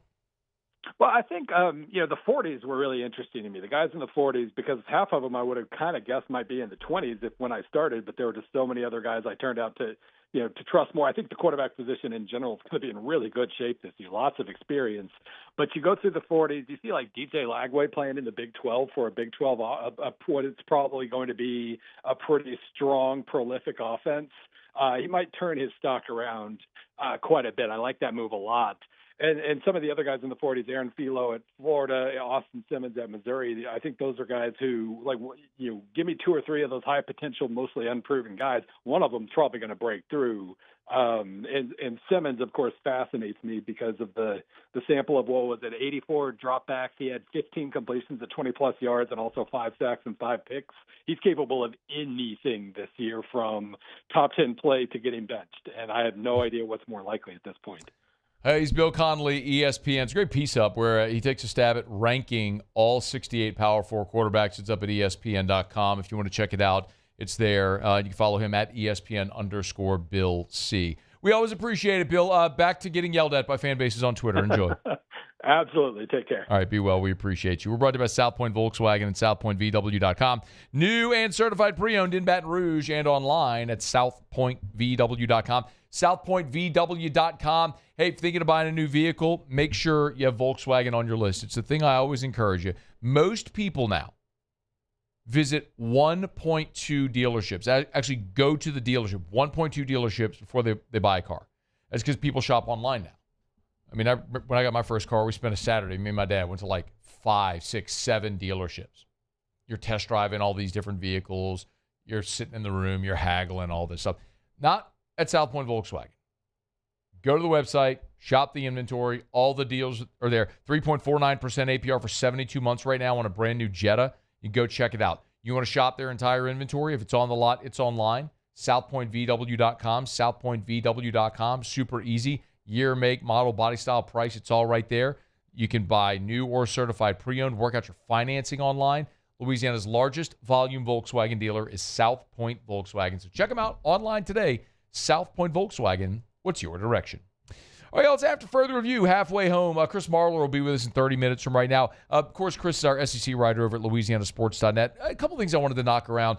Heading into the final weekend of SEC play for basketball, Chris has been covering the SEC for baseball, so it would have been the early storylines in baseball around the league for 3 weeks, and you already have some SEC football teams hitting the field for spring already. So we'll talk about that with Marler here in about 30 minutes from right now. All right, let me knock out a quick break. When we come back, Ross Dellinger has a piece up today about the possibility of some interesting changes to college football's bowl season. Not talking about the playoffs. I'm talking about the bowls now that nobody cares about anymore, about trying to make people care about these bowl games again and how they may do it. And there's one monkey wrench, though, that's still thrown into this entire proposal. We'll get to that as we continue here at AFR. AFR. Need help hiring? Glow Resources can do it. GLO, glowresources.com. Maybe you don't even know you need help hiring. I'm talking to you, the business owner, the hiring manager, the ops manager, the vice president, the HR manager, whoever it may be. If you're the person in your organization responsible or partly responsible for hiring, and you're struggling to find people that are efficient, that are on time, that maximize productivity, Glow Resources can help. And it doesn't matter what industry, what job. They specialize in skilled blue-collar labor.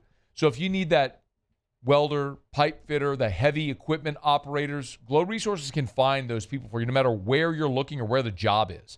I mean, they'll find people in Florida to work in California. They can help with relocation and all that sort of stuff. It's Glow Resources. And their professional placement division helps with any type of office job. GLO, glowresources.com. Jordan Faber here with some exciting news. Faber Automotive has officially arrived.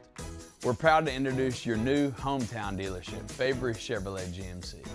That means more inventory, better deals, and the same great local team. Now backed by the trusted Faber family name. Whether you're shopping or servicing, you'll feel the difference from day one. Allow us the opportunity to earn your business.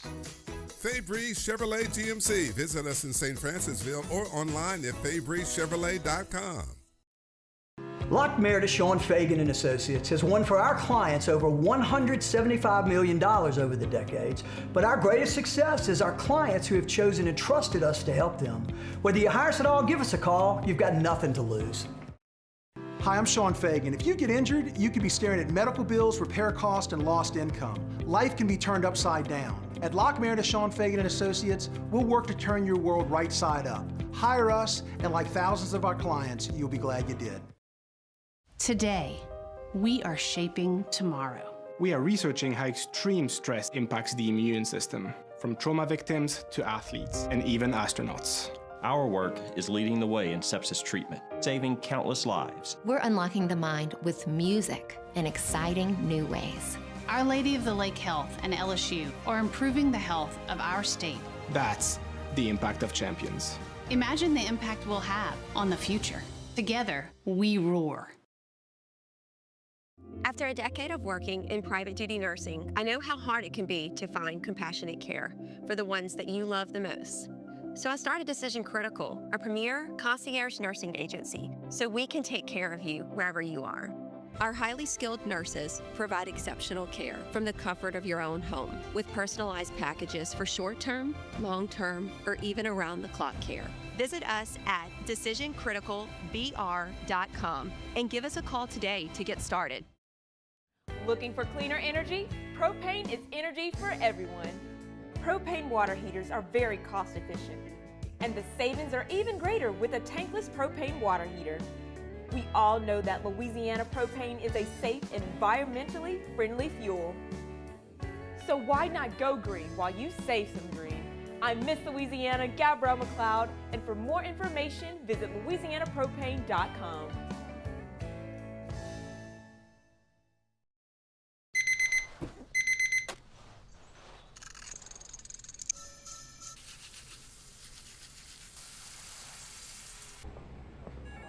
Sometimes you ignore the signs, even when they're right in front of you. Problem gambling isn't always easy to spot. Know the signs. Set your limit. Learn more about healthy gambling habits by visiting us online. After Further Review with Matt Moscona, presented by Decision Critical Concierge Nursing. Healthcare for your lifestyle. Learn more at decisioncriticalbr.com.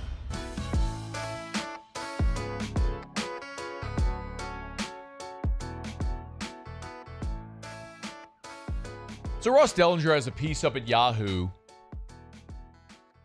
It's free if you want to go read it. Everything at Yahoo's free. One of the reasons I like Yahoo.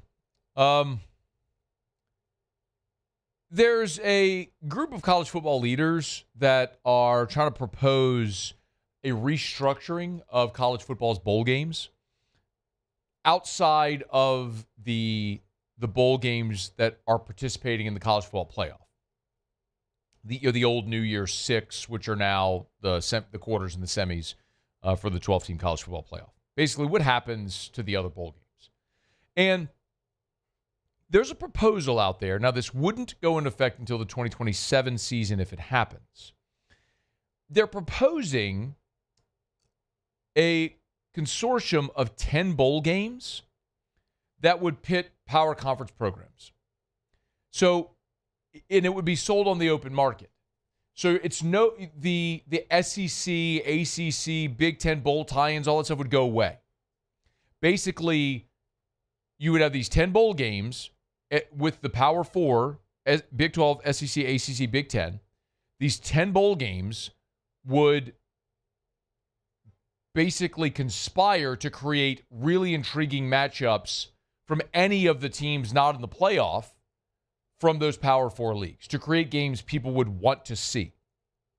Now, that could create some really, what if like LSU was playing in San Diego in the Holiday Bowl against Southern Cal? Like that's, in theory, something that could happen, right? Just a hypothetical. They're also talking about maybe increasing the threshold for a bowl game from 6-6 to 7-5. And listen, Ross notes in this story, the top 10 most watched bowl games outside of the CFP, average TV rating was 5.8 million. That's more than the Western Conference Finals a year ago. And as we've seen, like with the NFL, when you have a bidding war for rights, for media rights, you might see things like Amazon or Netflix, maybe one of the streaming services that could jump in and want to buy that. 'Cause still the most valuable entity in television is live sports. That's not an opinion. It's a fact. It's why you see rights fees continuing to increase, because it's the only thing that still creates appointment viewing. Everything else is on demand. You know that with streaming. So, but there's one gigantic hiccup here that isn't addressed. I'll get to in a second. But when they look at these potential deals, some bowls are folding. The Los Angeles Bowl, Detroit Bowl, the Bahamas Bowl is relocated. And they're looking at the future rights deals and how they can make this happen. And the payouts, the reason the schools would be interested in this is when you're talking about creating more interesting matchups that you put to bid for the TV markets or for the TV networks or the streaming platforms, you're going to get, in theory, a higher number. So the bowl payouts range from $250,000 up to $8 million for the non-college football playoff games. So in theory, what if you could take 10 games that all pay out $8 million, right? If you have a better matchup, better time slot, better venue, better streaming service platform, TV slot, whatever, right? All that financially would make a lot of sense for the Power Four schools. There's one gigantic problem. Anybody want to guess? Anybody want to guess what it is? Muse, Pauly, either you want to guess what the gigantic problem is with this proposal? What's still the biggest problem with bowl season? What's the biggest problem with bowl season? Oh, Lord. What's the biggest problem with bowl season? The money? The people have to make their money? What's the biggest problem with bowl season? Opt-outs? Hot damn.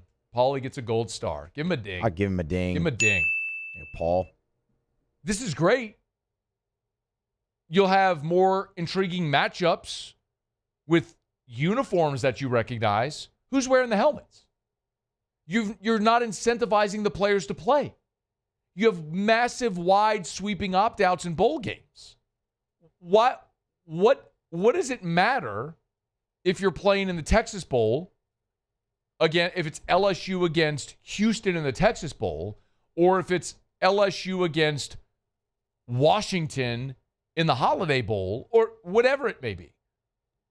If you're Garrett Nussmeier, I'm using him as an example from this year, or any of the Jack Pyburn, who are the guys that opted out from LSU's bowl game? AJ Halsey.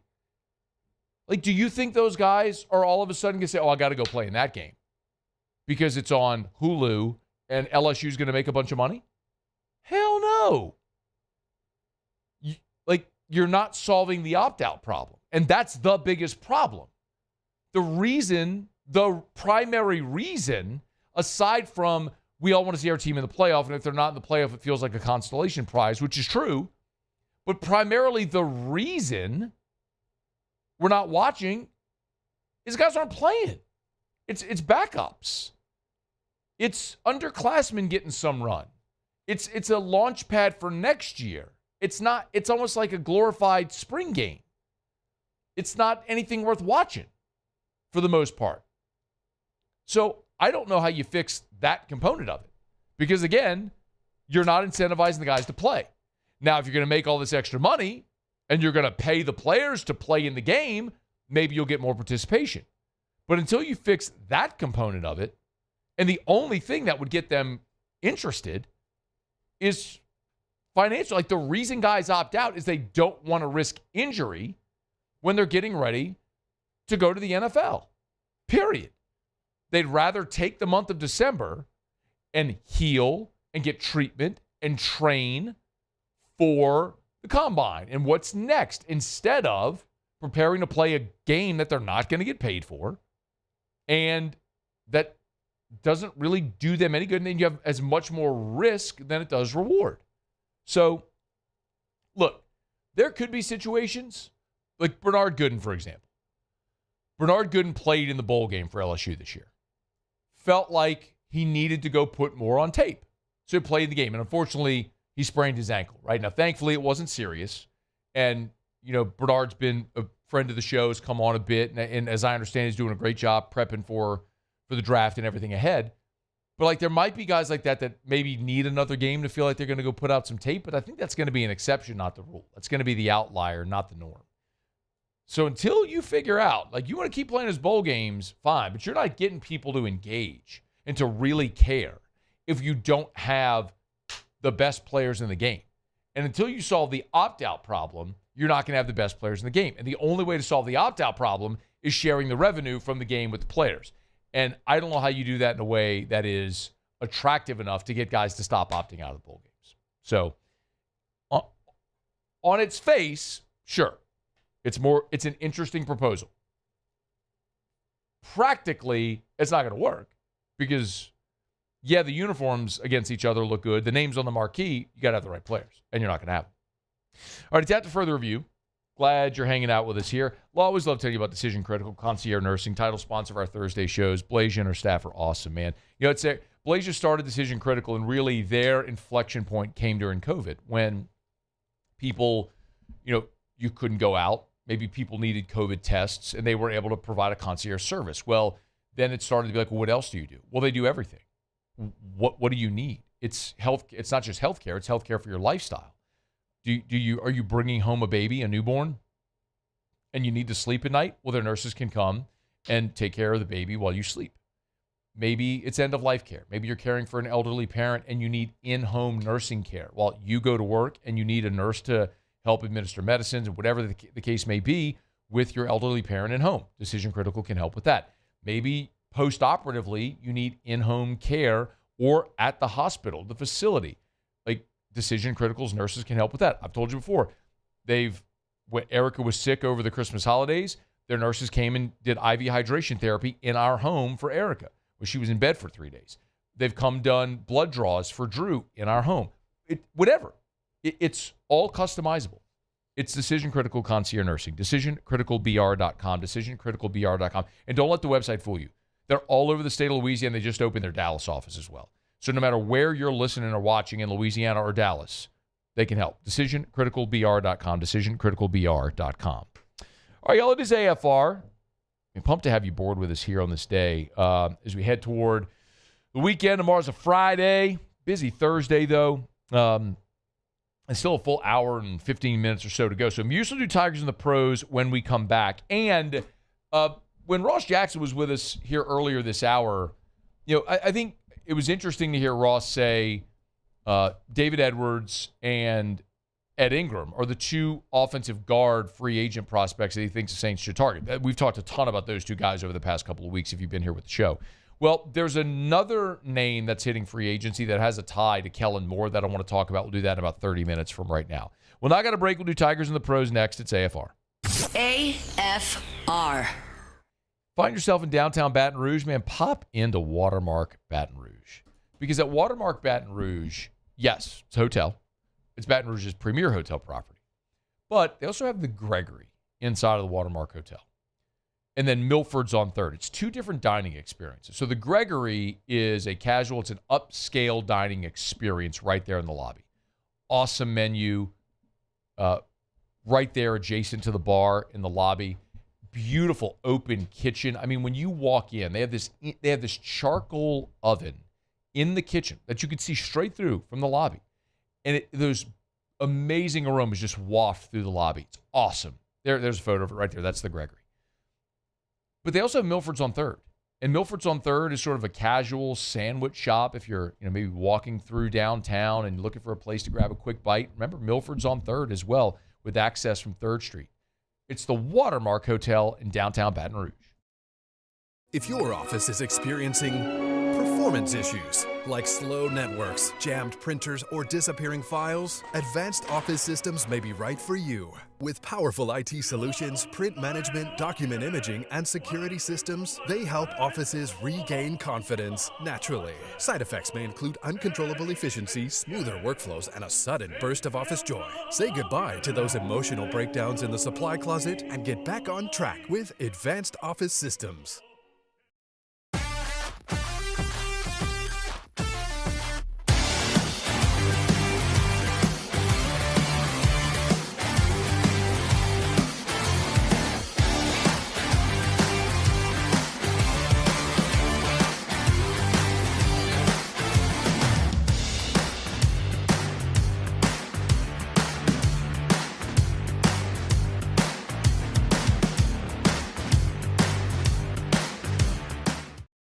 At Raising Cane's, we hand batter every chicken finger, mix every cane sauce, butter every Texas toast, stir every slaw, and salt every fry. Because when you do it right, you can taste it in every bite. Raising Cane's chicken fingers, one love.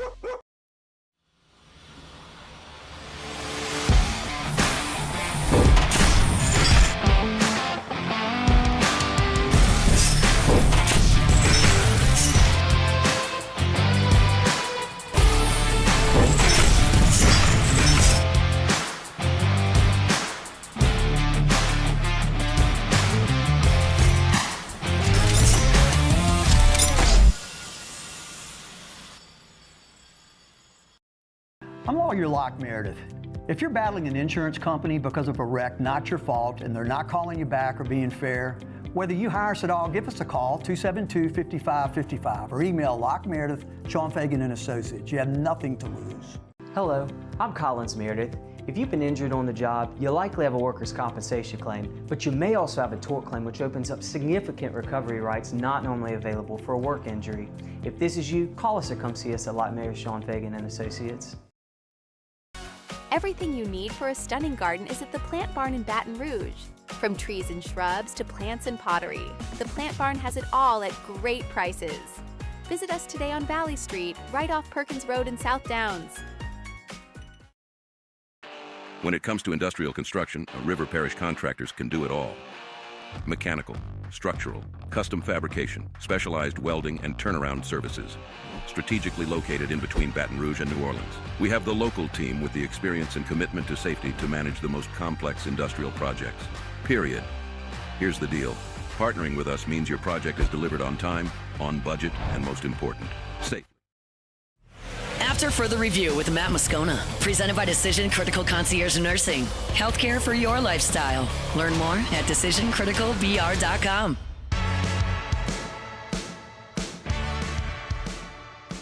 Got a text from Jim from the show text line. Maybe you can always text 225-396-4400, 396-4400, 396-4400. Jim said, hey, Matt, I have a fun question. If Lane Kiffin had decided to stay at Ole Miss after winning that Egg Bowl, who would be the LSU coach right now?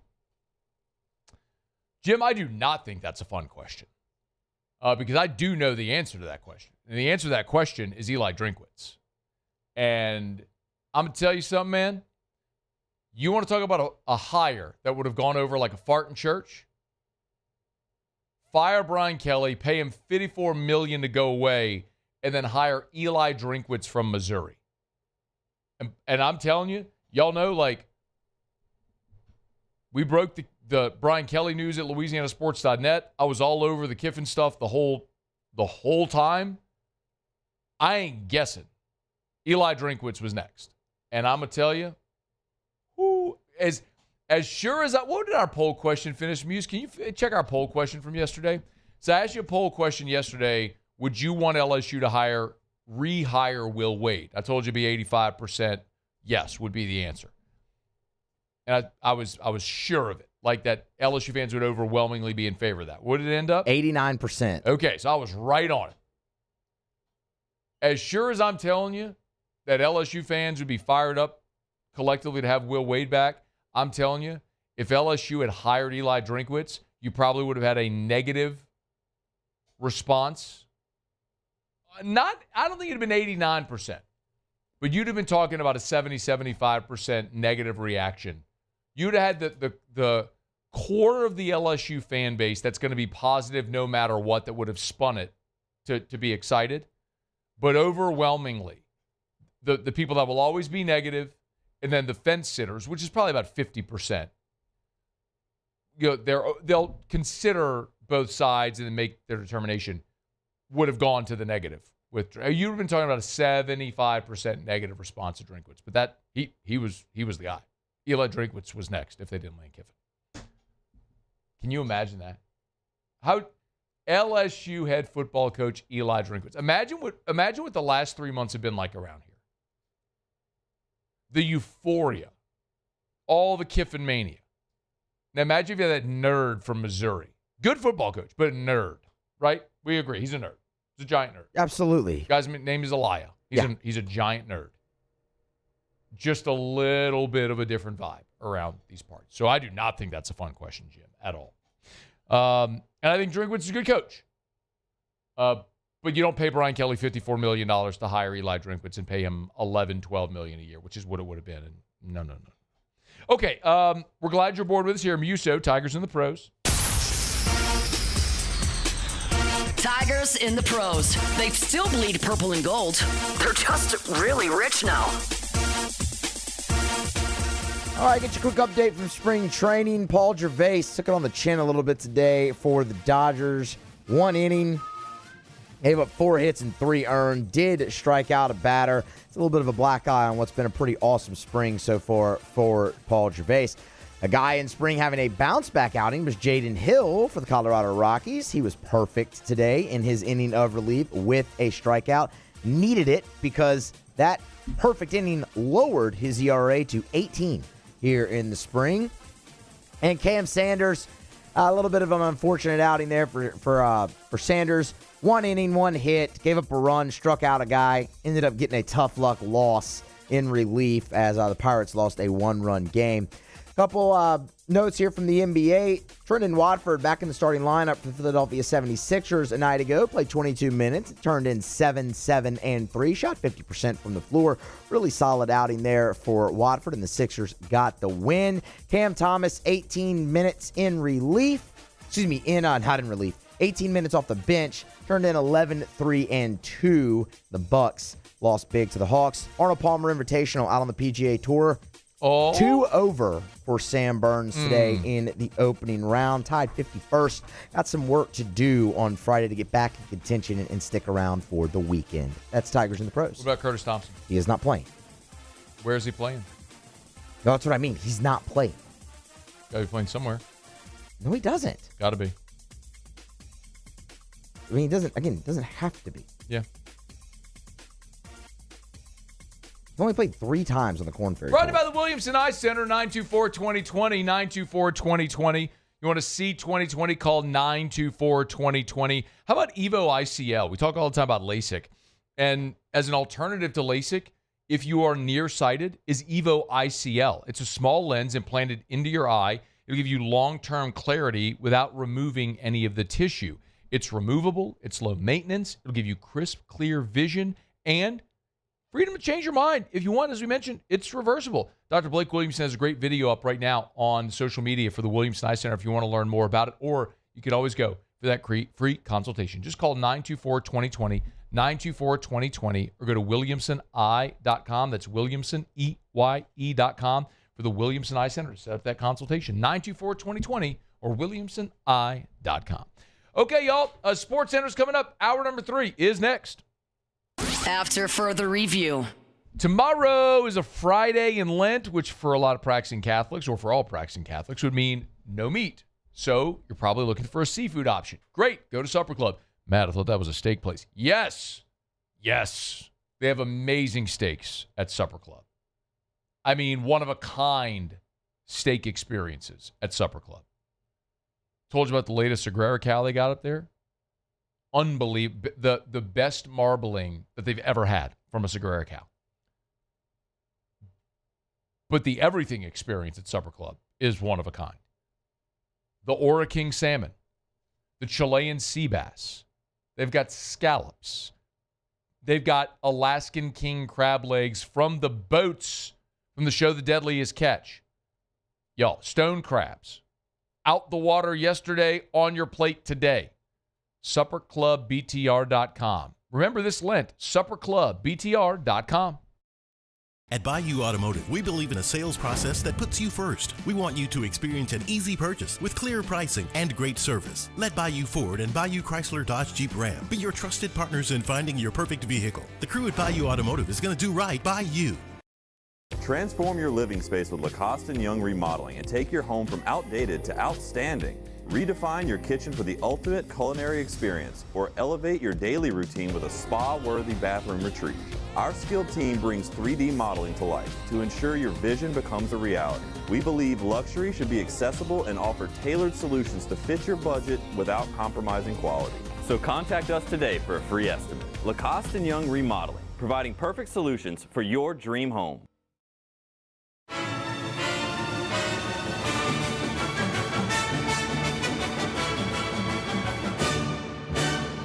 The Cane's Box Combo, a symphony of flavors. Raising Cane's Chicken Fingers, one love.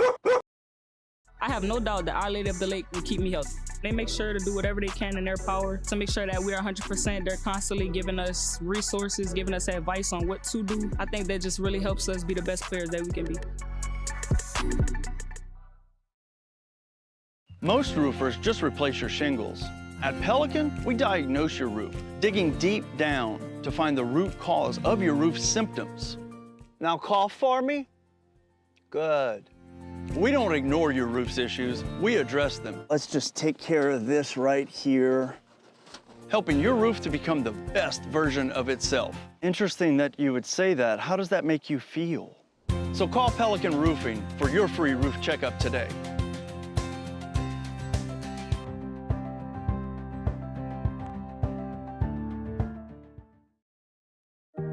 Who bears the standard? Who sets the bar? It's not those satisfied by low-hanging fruit or by taking it easy. No, the standard is set by the best of us, by those who work hard. Dig deeper. Give more. At Sunshine, we're proud to provide John Deere products that work hard for you, the standard bearers. Find the dealer nearest you at sunequip.com. Hi, I'm Mitchell Meredith with Locke Meredith, Sean Fagan and Associates. We take great pride in educating our clients about their rights. Whether you're injured at work or while you drive, call our office at 272-5555. Knowledge is power, and you should know your rights after an injury. Hi, I'm Sean Fagan of Locke Meredith, Sean Fagan and Associates. When insurance companies have been unfair, we've never been afraid to go to trial. Fighting hard to protect your rights, we never settle a case out of convenience. We only settle when it's right for you. Whether you hire us at all, give us a call.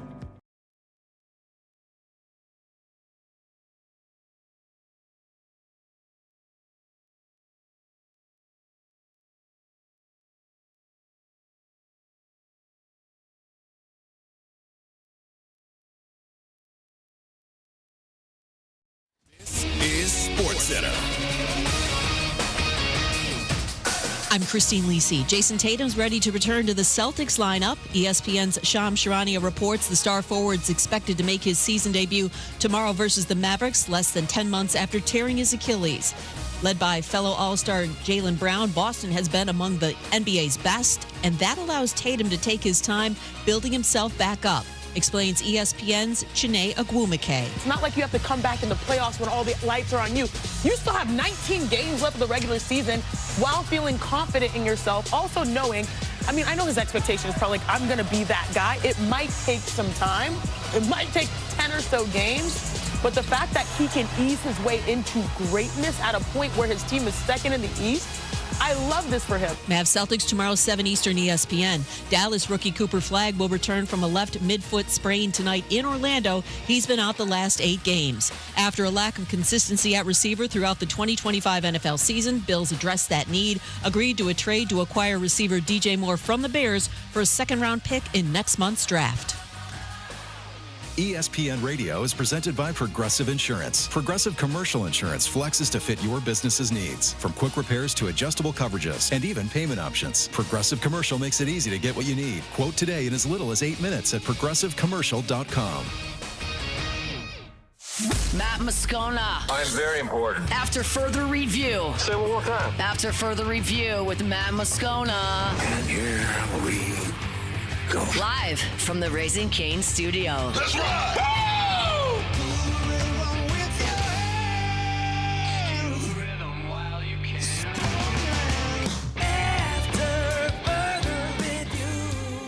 Hour 3, off we go. Welcome aboard. Glad you're with us.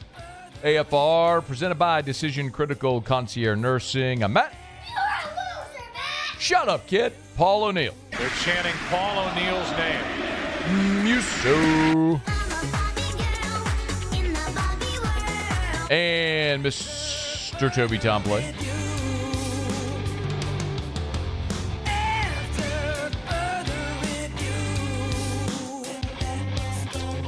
All right, we're here. Glad you are as well. 5 o'clock quitting time. Glad you're driving home with us. New potential free agent offensive line target for the New Orleans Saints. Talk about that in about 15 minutes from right now. Chris Marler, LouisianaSports.net. Good enough to jump board with us for a couple minutes here. How are you, dude? I'm good, man. How are you? Doing very well. You have had the misfortune of covering SEC basketball for our website. Yeah. Because LSU stinks, have not paid a lick of attention. And we are getting close to the NCAA tournament. So who's good? Well, it's not the two teams that I cover closest, which is LSU and South Carolina. You can just go ahead and forget about both those programs. Yeah. That's been a brutal stretch. I don't know if you saw this the other day, Matt. I think I sent it to you, but since 2025, the University of South Carolina has won 5 SEC basketball games in total. I think LSU's right there with them.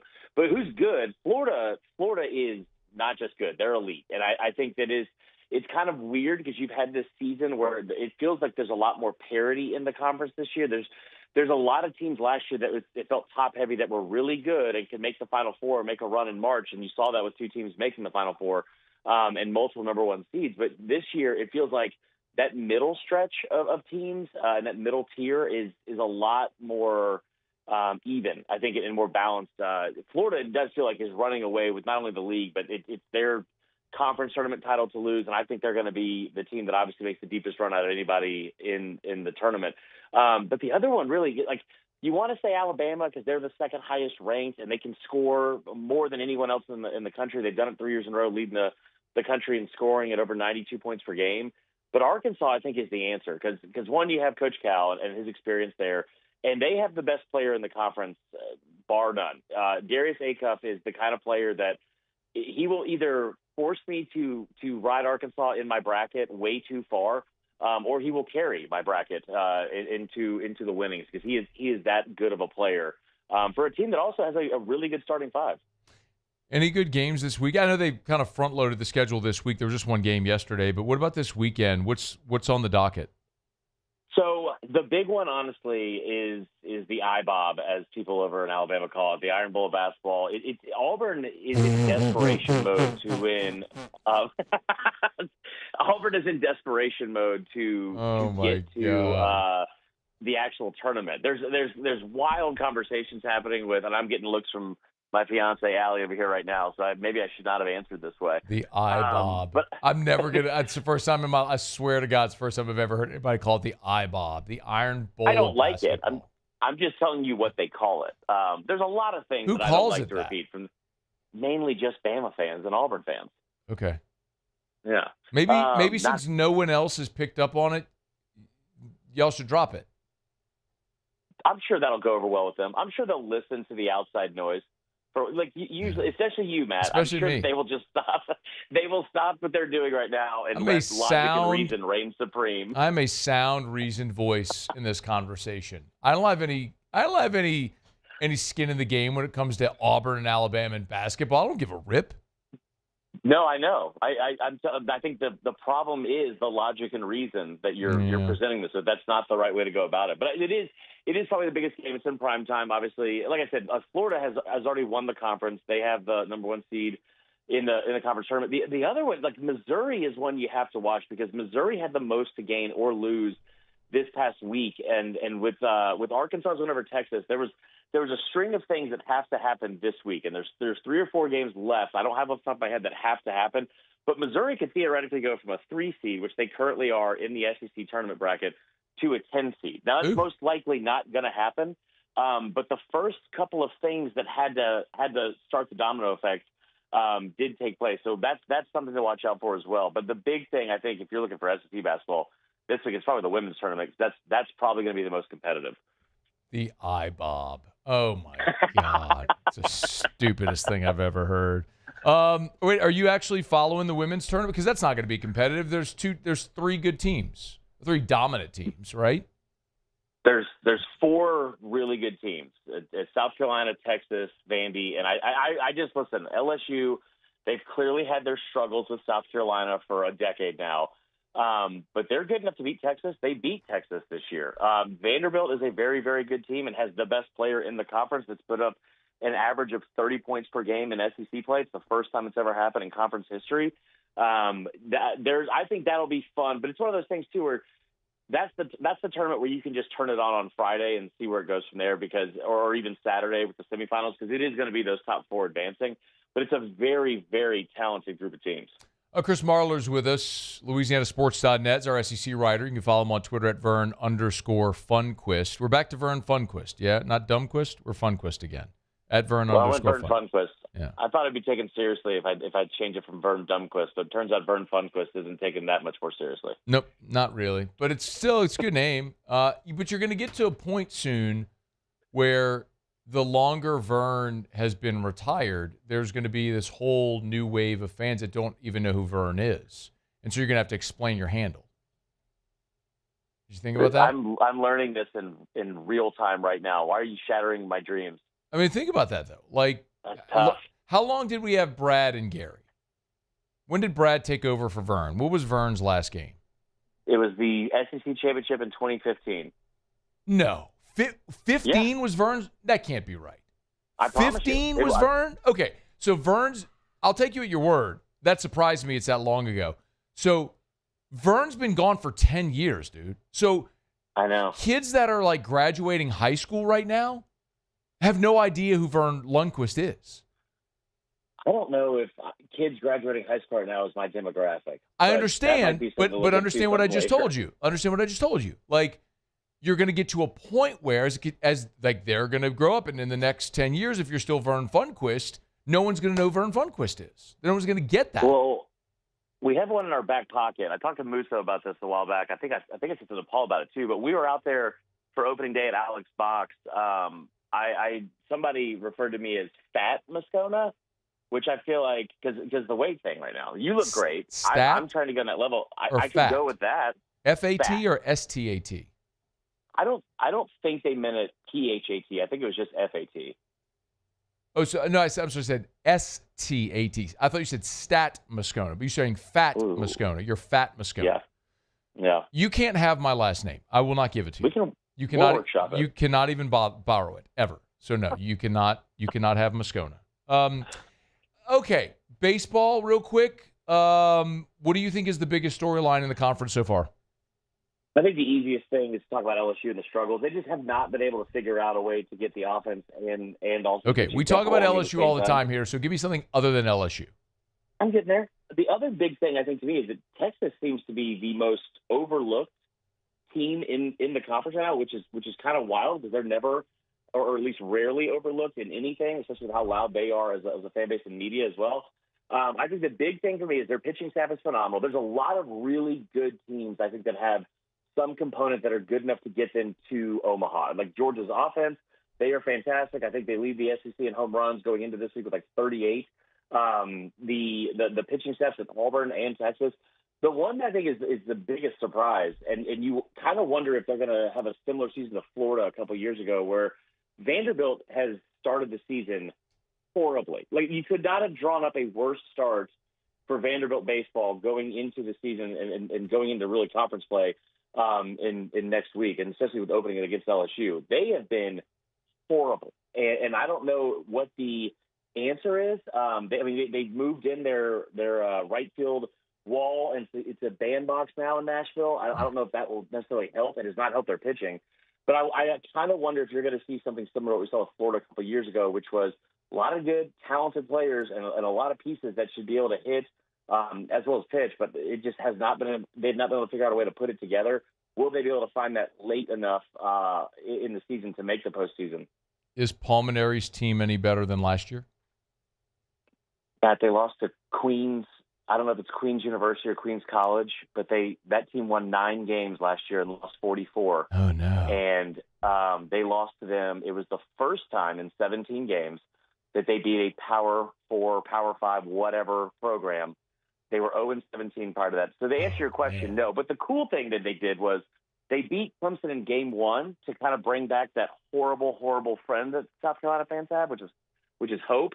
And they promptly lost the next 2 in horrible fashion. They're a very bad team, and they're the second year in a row where their opening day starter, was out for the season before he ever took the mound in a single game in the year. Poor Paul. Paul. Do you think he regrets coming out of retirement? I don't think he regrets it as much as that fan base regrets it, to be honest. He's forgotten more about baseball than I will ever know. But it has not worked. They gave him more resources this year. It's not been good. And we should have known that. I don't know if you saw the quote after the opening day of the season. They lost their third game it was only day 2 because they opened with a doubleheader, and he said the team didn't want to hit batting practice on the field because they were so tired and worn out from the day before. It was day 2 of the season, Matt. Day 2. It's a doubleheader. It's a long day. In baseball, it's so physically exhausting. So, those 18 to 22-year-old athletes were having a real hard time rebounding or bouncing back. Who are you to talk, Fat Moscona? Fair. All right, Chris Marler at Vern_Funquiz. You can read his stuff over at LouisianaSports.net. Thanks, man. See you later. Thanks, brother. All right, it's After Further Review. We're brought to you by Lee Michaels Fine Jewelry, lmfj.com. You heard Marler mention it there. He's engaged. Muse is next. If you're thinking about getting engaged, go to Lee Michaels, lmfj.com. lmfj.com for Lee Michaels Fine Jewelry. There's 2 locations in Baton Rouge, Corporate Boulevard and Bocage. If you're going down Corporate, it's like toward Jefferson. It's on the right. Mall of Louisiana, first floor. Lafayette, New Orleans, Shreveport. It doesn't really matter what special occasion you're buying for. Maybe you are looking for that beautiful diamond engagement ring, or maybe you have an anniversary coming up, or maybe a special occasion like a promotion at work, or a birthday, or graduation coming up, or whatever it may be. If you need to celebrate with a beautiful piece that will say, I love you, and will be remembered forever, Lee Michaels can help. LMFJ.com for Lee Michaels Fine Jewelry. I appreciate Marler for coming to hang out a little bit. So you can get Chris's content, his SEC content, for free always over at LouisianaSports.net. And God bless, like, some things are more fun to cover than others. And I guess I'm hand in air. Like I cover like LSU Saints, like local stuff deep. I say this often, and then you have like a surface level knowledge of a lot of other things. He has to know like the whole SEC deep. And because LSU's been so bad at basketball, I've just been able to like tap out. But like he's got to watch all these games and do recaps and power rankings and storylines and all the interesting stuff over there, which it's just not been a banner year. Certainly not locally here anyway. But anyway, you want all the conference coverage, you can get it over at LouisianaSports.net. Yeah, we got Saints and LSU, all different sports, all your SEC coverage there as well, LouisianaSports.net, always free. All right, it's After Further Review. Thursday show is presented by Decision Critical Concierge Nursing. Let me knock out a quick break. We've talked plenty, obviously, about the Saints and who they might target in free agency on the offensive line. Everyone sort of unanimously agrees left guard has got to be something they add in veteran free agency. Well, there's another free agent who's hit the market today, and he's got ties to Kellen Moore, and it's worth discussing. We'll do it next on AFR. After Further Review. We're brought to you by River City's 1 Hour Air, where they're always on time or you don't pay a dime. 752-0001, 752-0001, or 1hourbr.com. Spell it out, O-N-E, 1hourbr.com. Look for the big yellow vans and trucks with the giant clock on the side. It's River City's 1 Hour Air. Listen, I know we don't normally, in the first week of March, start talking about your AC tune-up, but we're getting close to that because we've been having weeks now of 80-degree temps. It's 78 in Baton Rouge right now at 5:16 in the afternoon. So if you're cranking up your AC and you're having trouble, or maybe at the end of last hot weather season, your AC was kind of running on fumes and it's time to get that thing replaced, how about now before we start getting into the triple-digit temps? Financing's always available. Check them out at River City's 1 Hour Air, 752-0001, 752-0001, where they're always on time or you don't pay a dime. I definitely trust the lake to take care of my body. Being the smallest person on the court, I just have to be in a lot better shape than everyone else, just being quicker and faster. Just having that trust on and off the court is going to help you win a lot more games. At Bayou Automotive, we believe in a sales process that puts you first. We want you to experience an easy purchase with clear pricing and great service. Let Bayou Ford and Bayou Chrysler Dodge Jeep Ram be your trusted partners in finding your perfect vehicle. The crew at Bayou Automotive is going to do right by you. Investing in a new roof doesn't have to be overwhelming. At Pelican Roofing, we offer 0 interest for 21 months because everyone deserves a safe, secure home. Trusted, local, affordable. Pelican Roofing, making quality roofing affordable for South Louisiana families. Transform your living space with Lacoste & Young Remodeling and take your home from outdated to outstanding. Redefine your kitchen for the ultimate culinary experience, or elevate your daily routine with a spa-worthy bathroom retreat. Our skilled team brings 3D modeling to life to ensure your vision becomes a reality. We believe luxury should be accessible and offer tailored solutions to fit your budget without compromising quality. So contact us today for a free estimate. Lacoste & Young Remodeling, providing perfect solutions for your dream home.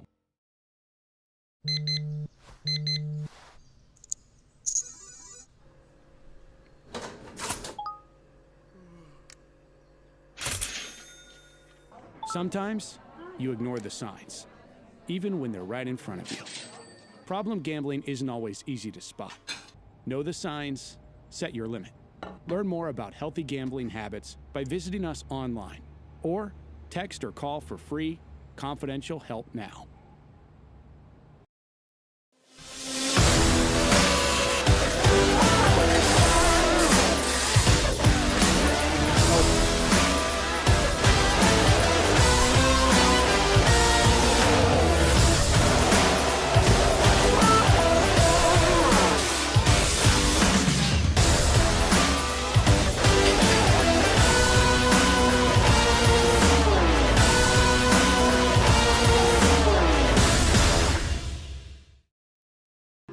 Meredith, Sean Fagan and Associates has won for our clients over $175 million over the decades.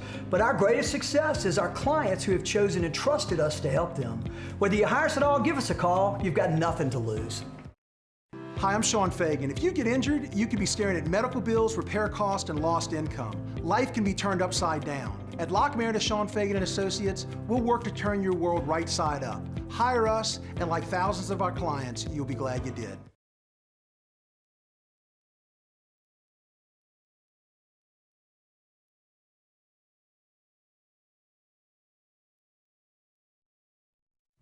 After further review with Matt Moscona, presented by Decision Critical Concierge Nursing. Healthcare for your lifestyle. Learn more at decisioncriticalbr.com.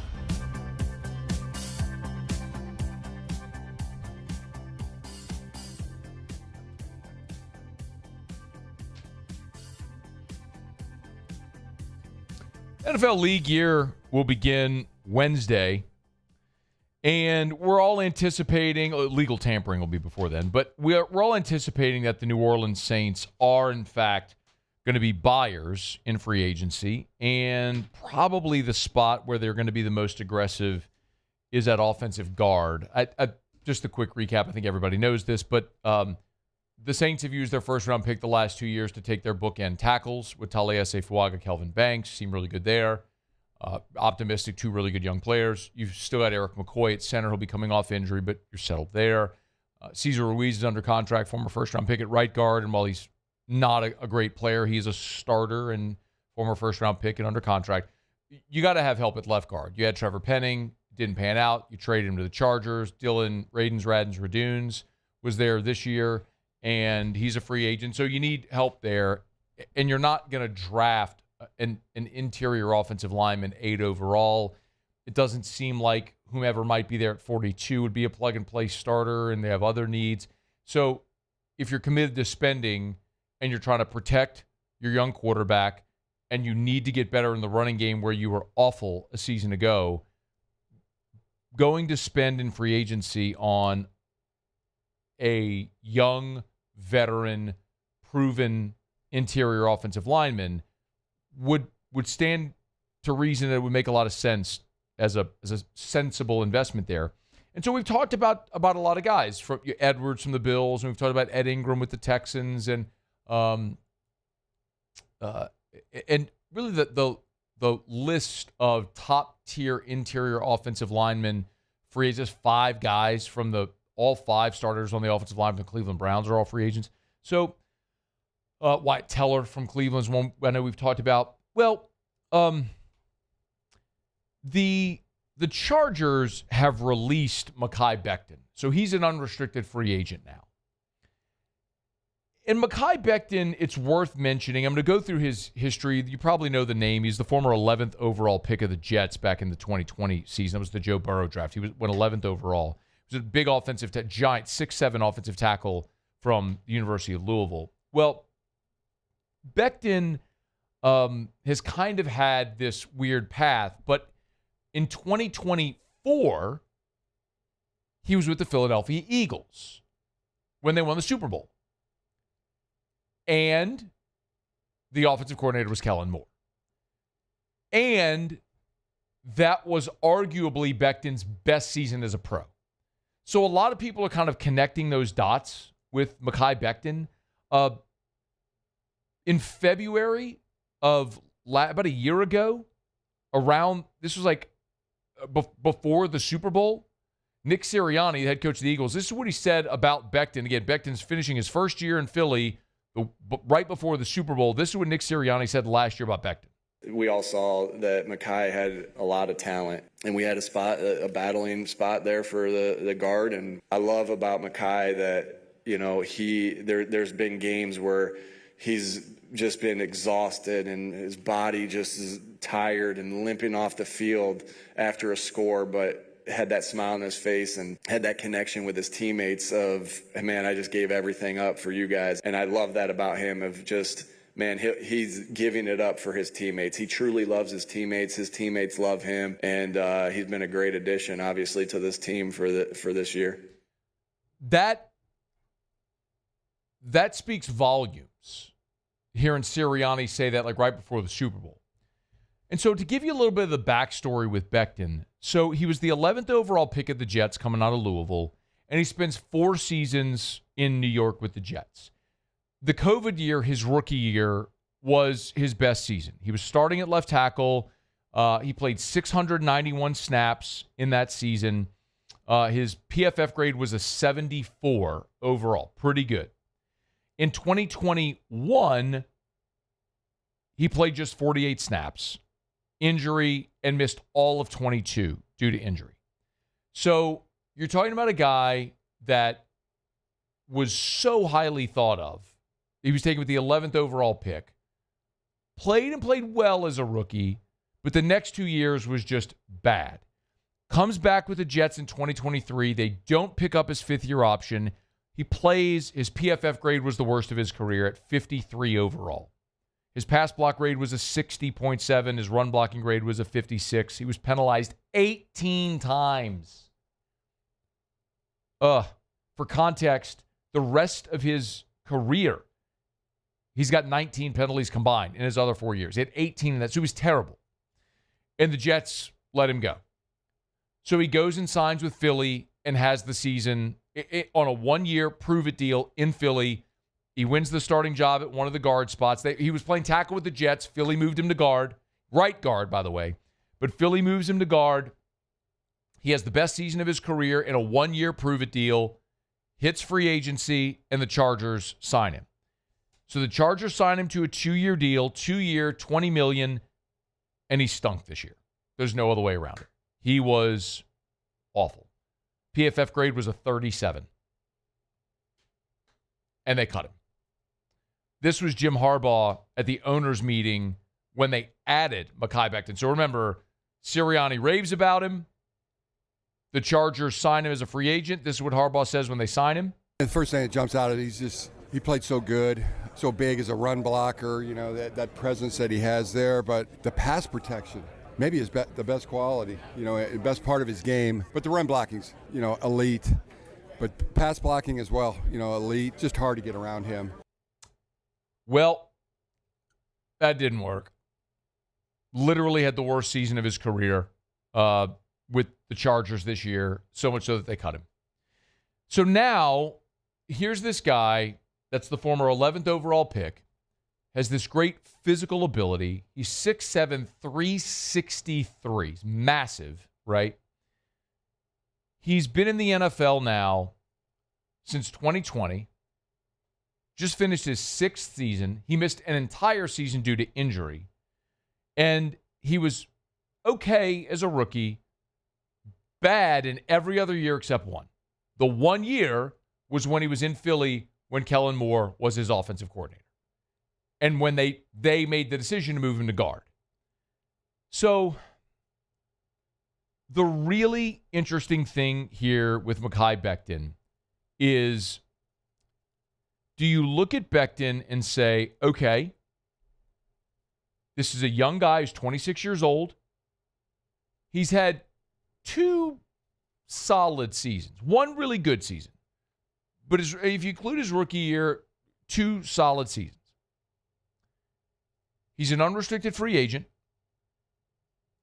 And they are projecting at Spotrac his market value at 4 years, $53.9 million.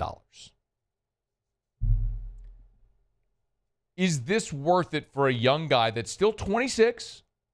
He'll be 27, by the way, on April the 18th. So next month he'll be 27. So this will be his age 27 season coming up.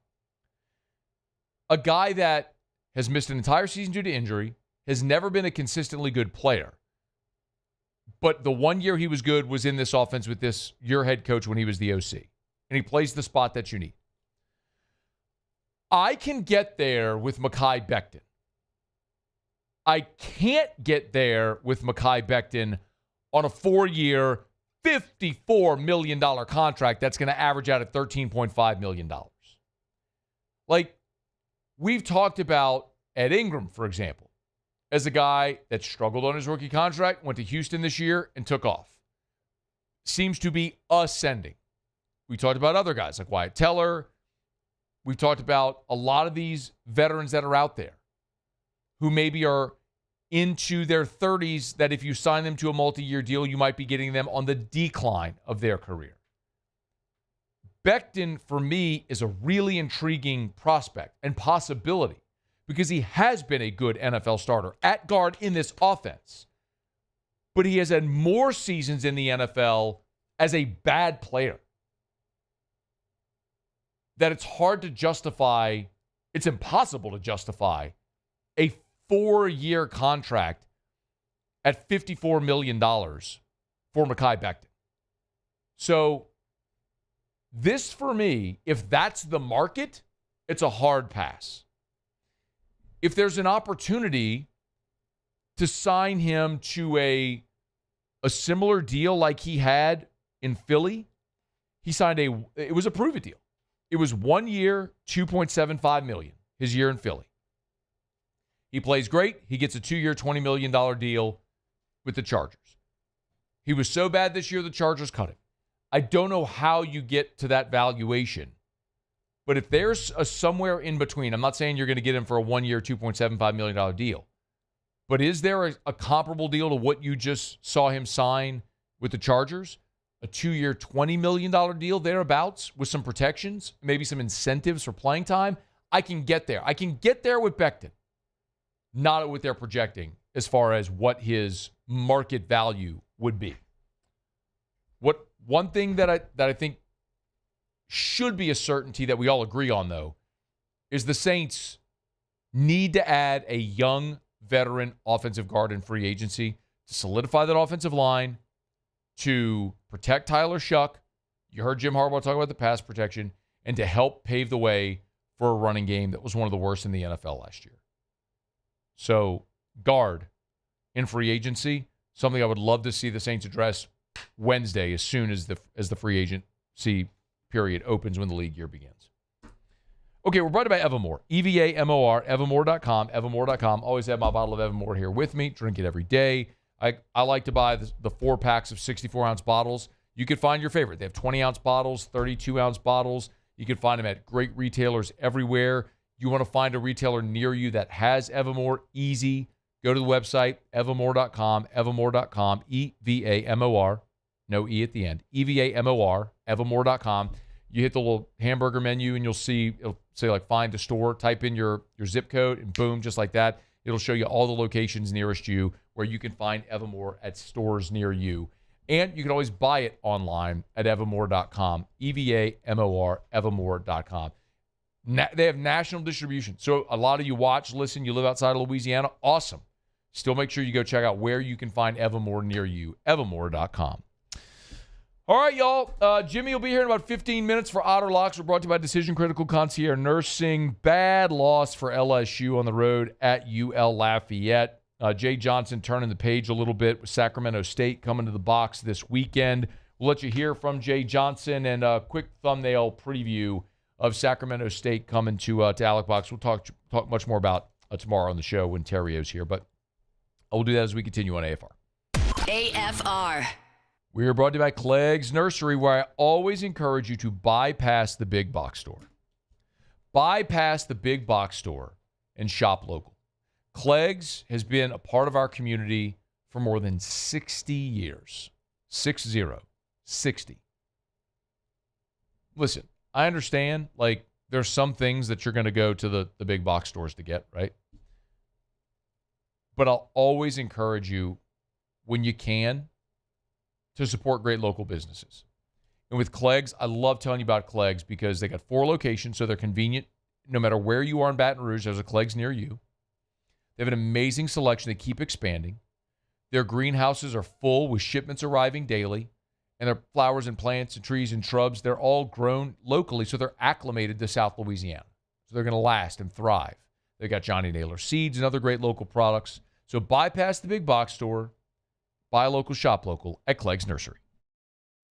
I'm Lawyer Locke Meredith. We are honored and humbled to receive from our clients in Google. Based on 5-star client reviews, the designation of our law firm is highly recommended. Whether you hire us at all, please give us a call, 272-5555. You have nothing to lose. Hi, I'm Mitchell Meredith. Injuries happen when you least expect them to, making your life more complicated. At Locke Meredith Sean Fagan and Associates, we know this and we strive to help each of our clients during these times. Whether you hire us at all, give us a call at 272-5555. Who bears the standard? Who sets the bar? It's not those satisfied by low-hanging fruit or by taking it easy. Now the standard is set by the best of us, by those who work hard. Dig deeper. Give more. At Sunshine, we're proud to provide John Deere products that work hard for you, the standard bearers. Find the dealer nearest you at sunequip.com.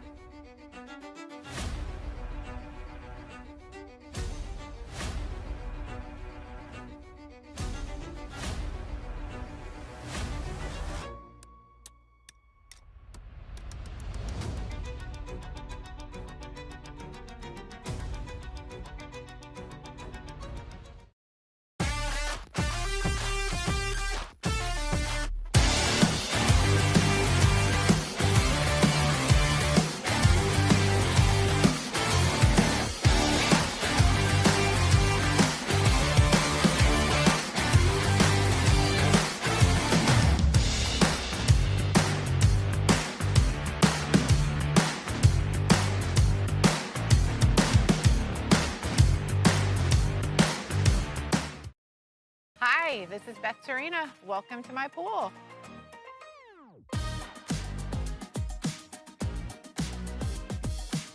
The first time I saw this beautiful pool, it exceeded every expectation that I had. They were able to get everything we wanted in this pool. It is a beautiful pool. We live out here, we eat out here, we watch TV out here. This is like our living room outside. We love this pool and everything about it. When we decided to build our pool, we called a great friend who is one of the best pool builders in the country in North Louisiana, and we said, who would you choose to build a pool in Baton Rouge?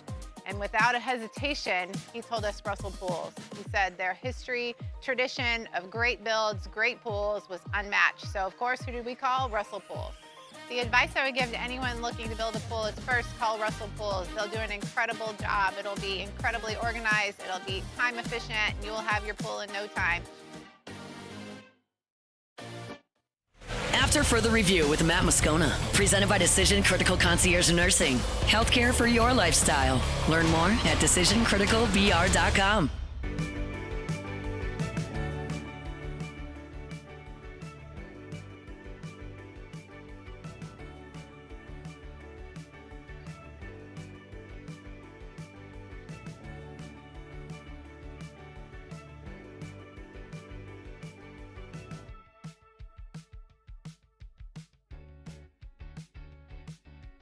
We want to score more runs.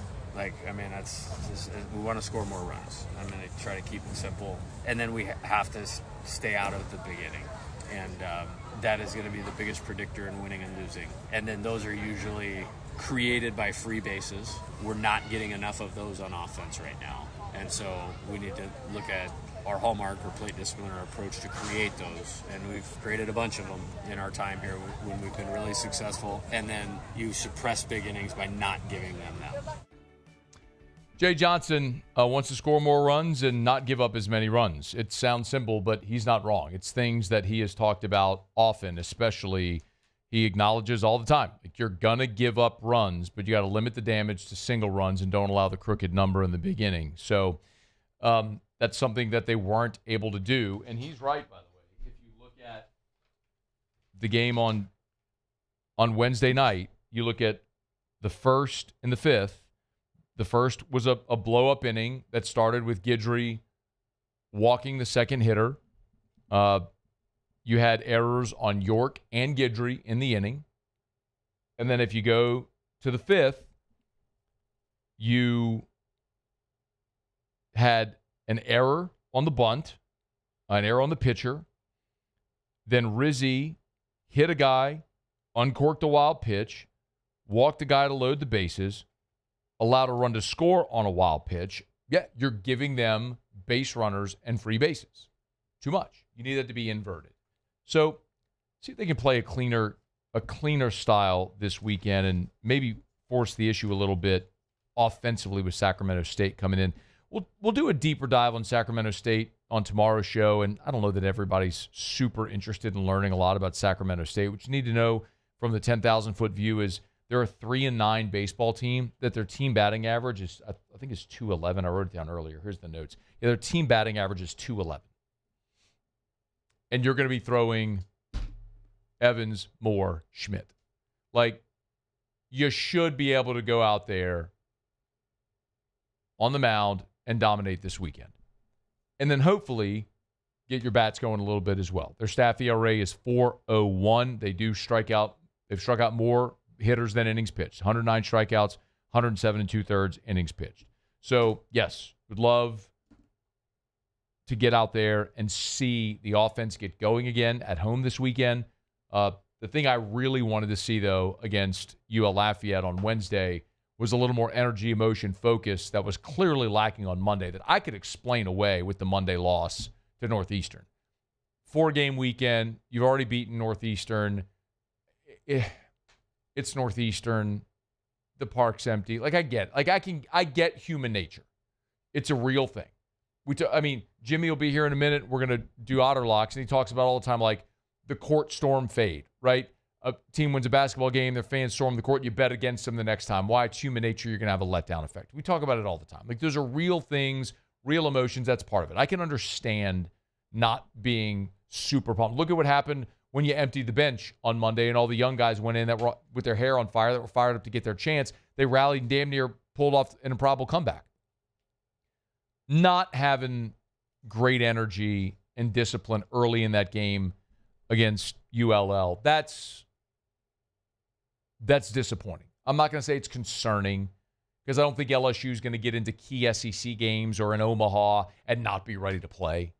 It's just disappointing that it happened that way. So this team has to learn how to win, take advantage of those opportunities. The other thing Jay was asked about was the defense, which is, I don't want to say the defense has been bad. There have been bad moments that have led to some ugly innings. But that's never going to be the thing Jay focuses on. He's an offensive guy he'll give up a glove to get a premium bat in the lineup. But when you're not hitting, it magnifies the defensive shortcomings. I think you look at each play or situation in that play. I think I think we clearly had some difficulty at first base in the game the other night. You know, that personnel decision that I got to do a good job with.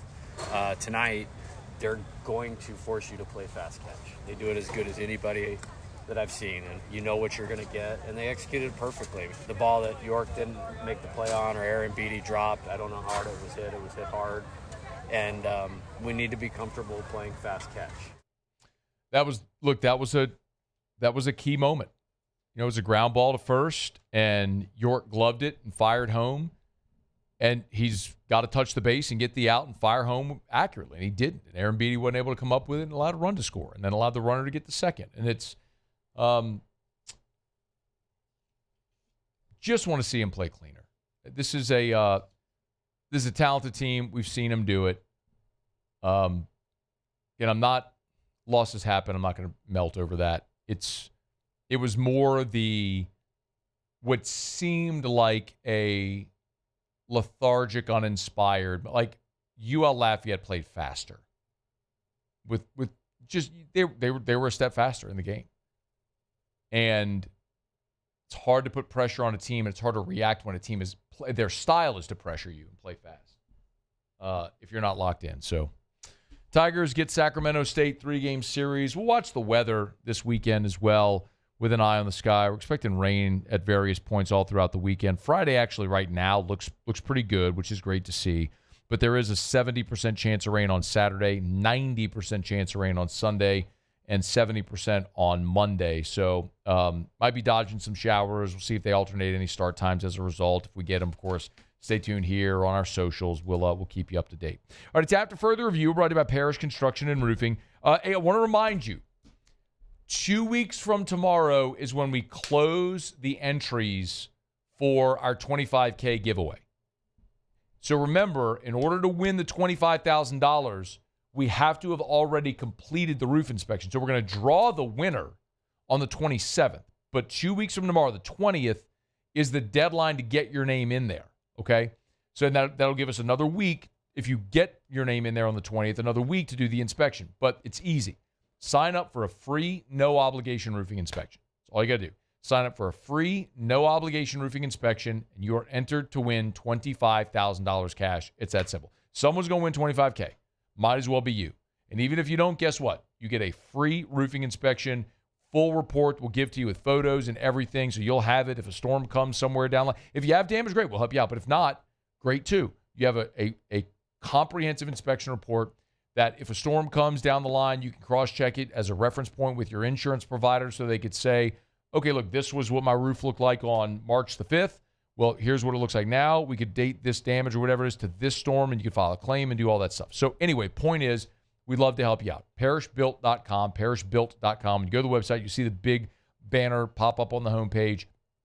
I don't know if you can pull that up, Paul, where the banner will flash up there, but no, like when you go to the main page and the big splash screen. There's a giant. When you go to the main page, there's a big splash screen that pops up at parishbuilt.com, and you'll see this big banner come up. Just click that to enter. There it is right there. It says enter now. Boom. Click enter now, just like that. Fill out your name, your address, whatever it is. And you're entered to win $25,000 cash from Parish Construction Roofing. Parishbuilt.com, parishbuilt.com. Okay, all it is after further review. Final break of the show. Jimmy will be here for Otterlocks to wrap it up next. Stay here. AFR. Get Gordon. Get it done. Gordon McKernan Injury Attorneys. You've been injured in an accident. It's not your fault. You know what to do. I tell you every day. Get Gordon and get it done. All different types of injuries as well. Doesn't matter if it's car wreck, big truck wreck, hit and run, workers' comp, maritime, slip and fall, any type of accident. If you've been injured and it's not your fault, you need representation, let Gordon and his team go to work for you. You can start at getgordon.com, getgordon.com, getgordon.com. If you want to start at the website, great. There's a little chat bubble right at the bottom right. You want to chat with an associate, you can do that at getgordon.com. If you'd rather talk to someone, easy. There's a button on the website, or you can just call 888-8888, 888-8888, 888-8888 for Gordon McKernan Injury Attorneys with offices all over the state of Louisiana. You will speak to a local person in your market. You know what to do. GetGordon.com, get Gordon, and get it done. These are the luckiest ice cubes in the world. They could have been a thankless bed for an all-you-can-eat salad bar. But instead, they've been called upon to cradle and cool a crisp, refreshing Dos Equis. Looks like the lucky just got luckier. Dos Equis. At Bayou Automotive, we believe in a sales process that puts you first. We want you to experience an easy purchase with clear pricing and great service. Let Bayou Ford and Bayou Chrysler Dodge Jeep Ram be your trusted partners in finding your perfect vehicle. The crew at Bayou Automotive is going to do right by you. At Raising Cane's, we hand batter every chicken finger, mix every cane sauce, butter every Texas toast, stir every slaw, and salt every fry. Because when you do it right, you can taste it in every bite. Raising Cane's chicken fingers. One love. At Parish, we're built for tough players and tough roofs. Coach is tough on us about preparation, and Parish brings that same championship mindset. Do business with someone you know. Parish Construction and Roofing. ParishBuilt.com. If your office is experiencing performance issues like slow networks, jammed printers, or disappearing files, Advanced Office Systems may be right for you. With powerful IT solutions, print management, document imaging, and security systems, they help offices regain confidence naturally. Side effects may include uncontrollable efficiency, smoother workflows, and a sudden burst of office joy. Say goodbye to those emotional breakdowns in the supply closet and get back on track with Advanced Office Systems.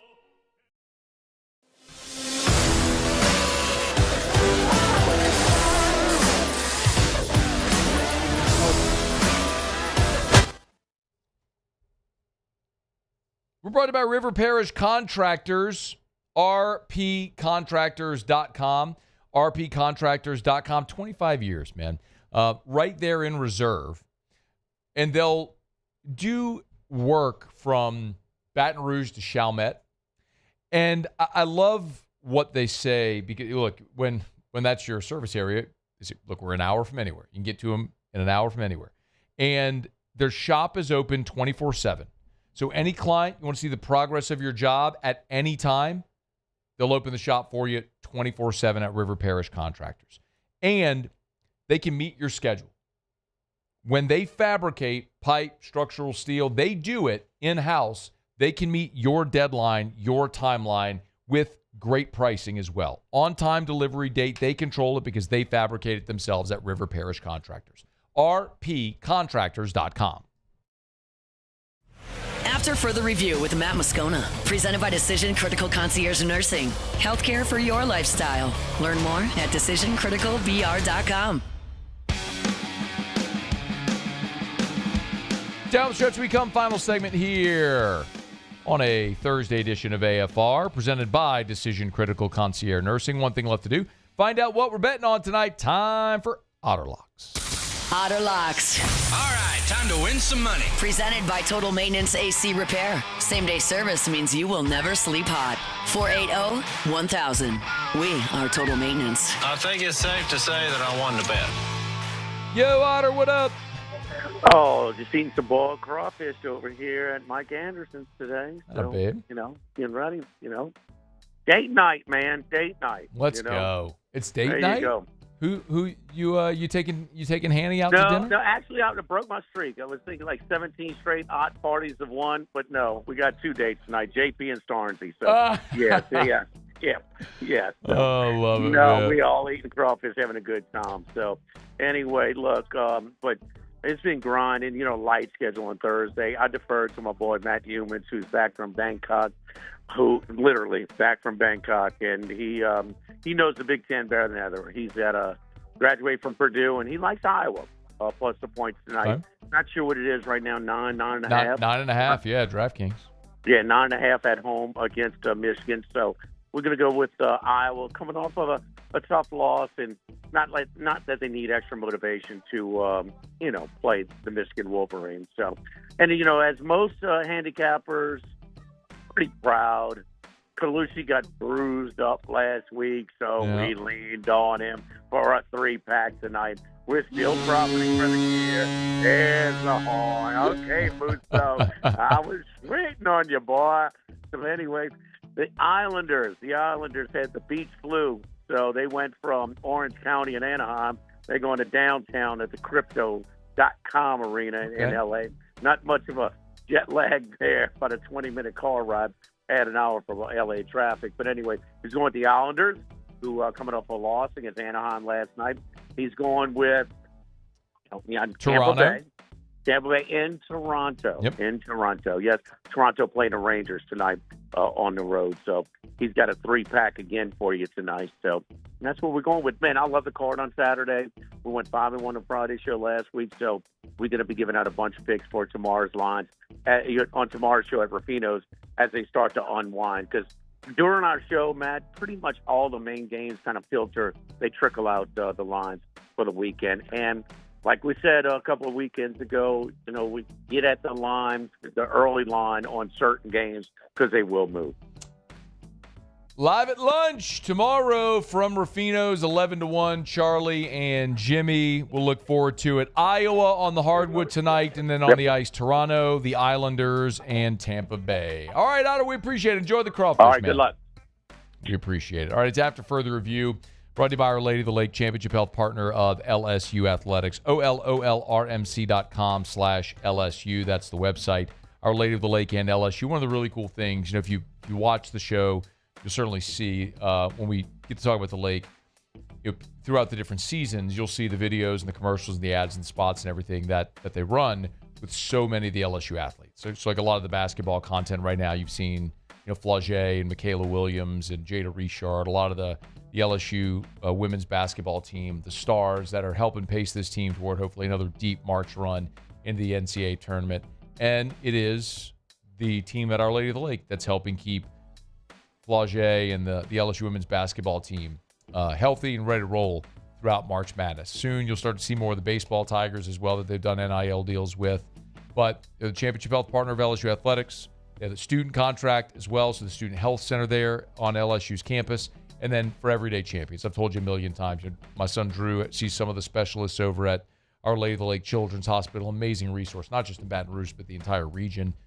My primary care physician is Dr. Curtis Chastain at the Our Lady of the Lake Men's Health Group. They have access and convenience. It's what you want in healthcare. It's Our Lady of the Lake. Championship health partner of LSU Athletics. OLOLRMC.com/LSU. Our Lady of the Lake and LSU. Together, we roar. All right, y'all. Been a good show. Appreciate you for spending part of your day with us. If you missed anything, AFR On Demand. We did recap LSU's loss to UL-Lafayette. We talked about Cam Jordan, who's going to hit free agency. Ross Jackson was here. Bill Connley from ESPN was with us last hour.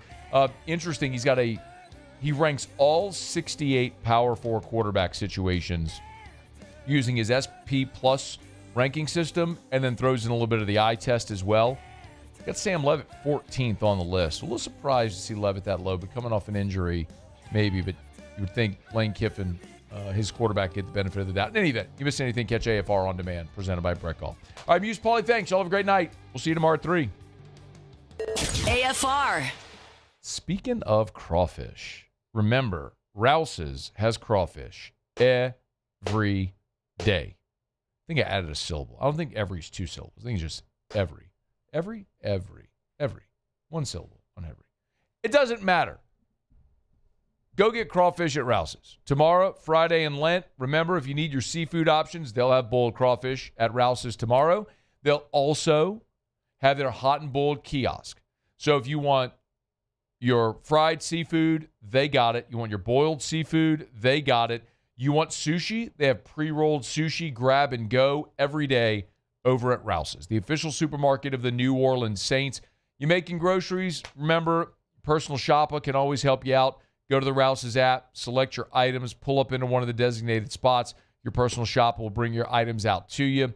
But it's everything. From making groceries to dinner for the whole family to boiled crawfish. Rouse's, this feels like home. At Bayou Automotive, we believe in a sales process that puts you first. We want you to experience an easy purchase with clear pricing and great service. Let Bayou Ford and Bayou Chrysler Dodge Jeep Ram be your trusted partners in finding your perfect vehicle. The crew at Bayou Automotive is going to do right by you. Trust isn't given, it's earned.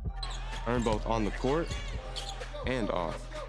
And every step along the way, I trust Our Lady of the Lake to keep me in the game. FMOL Health, Our Lady of the Lake experts provide best-in-class care for our state's world-class athletes because it takes a champion to care for champions. On the court, I trust my team. On my health care, I trust the lake. From championship athletes to everyday champions, trusted care starts here.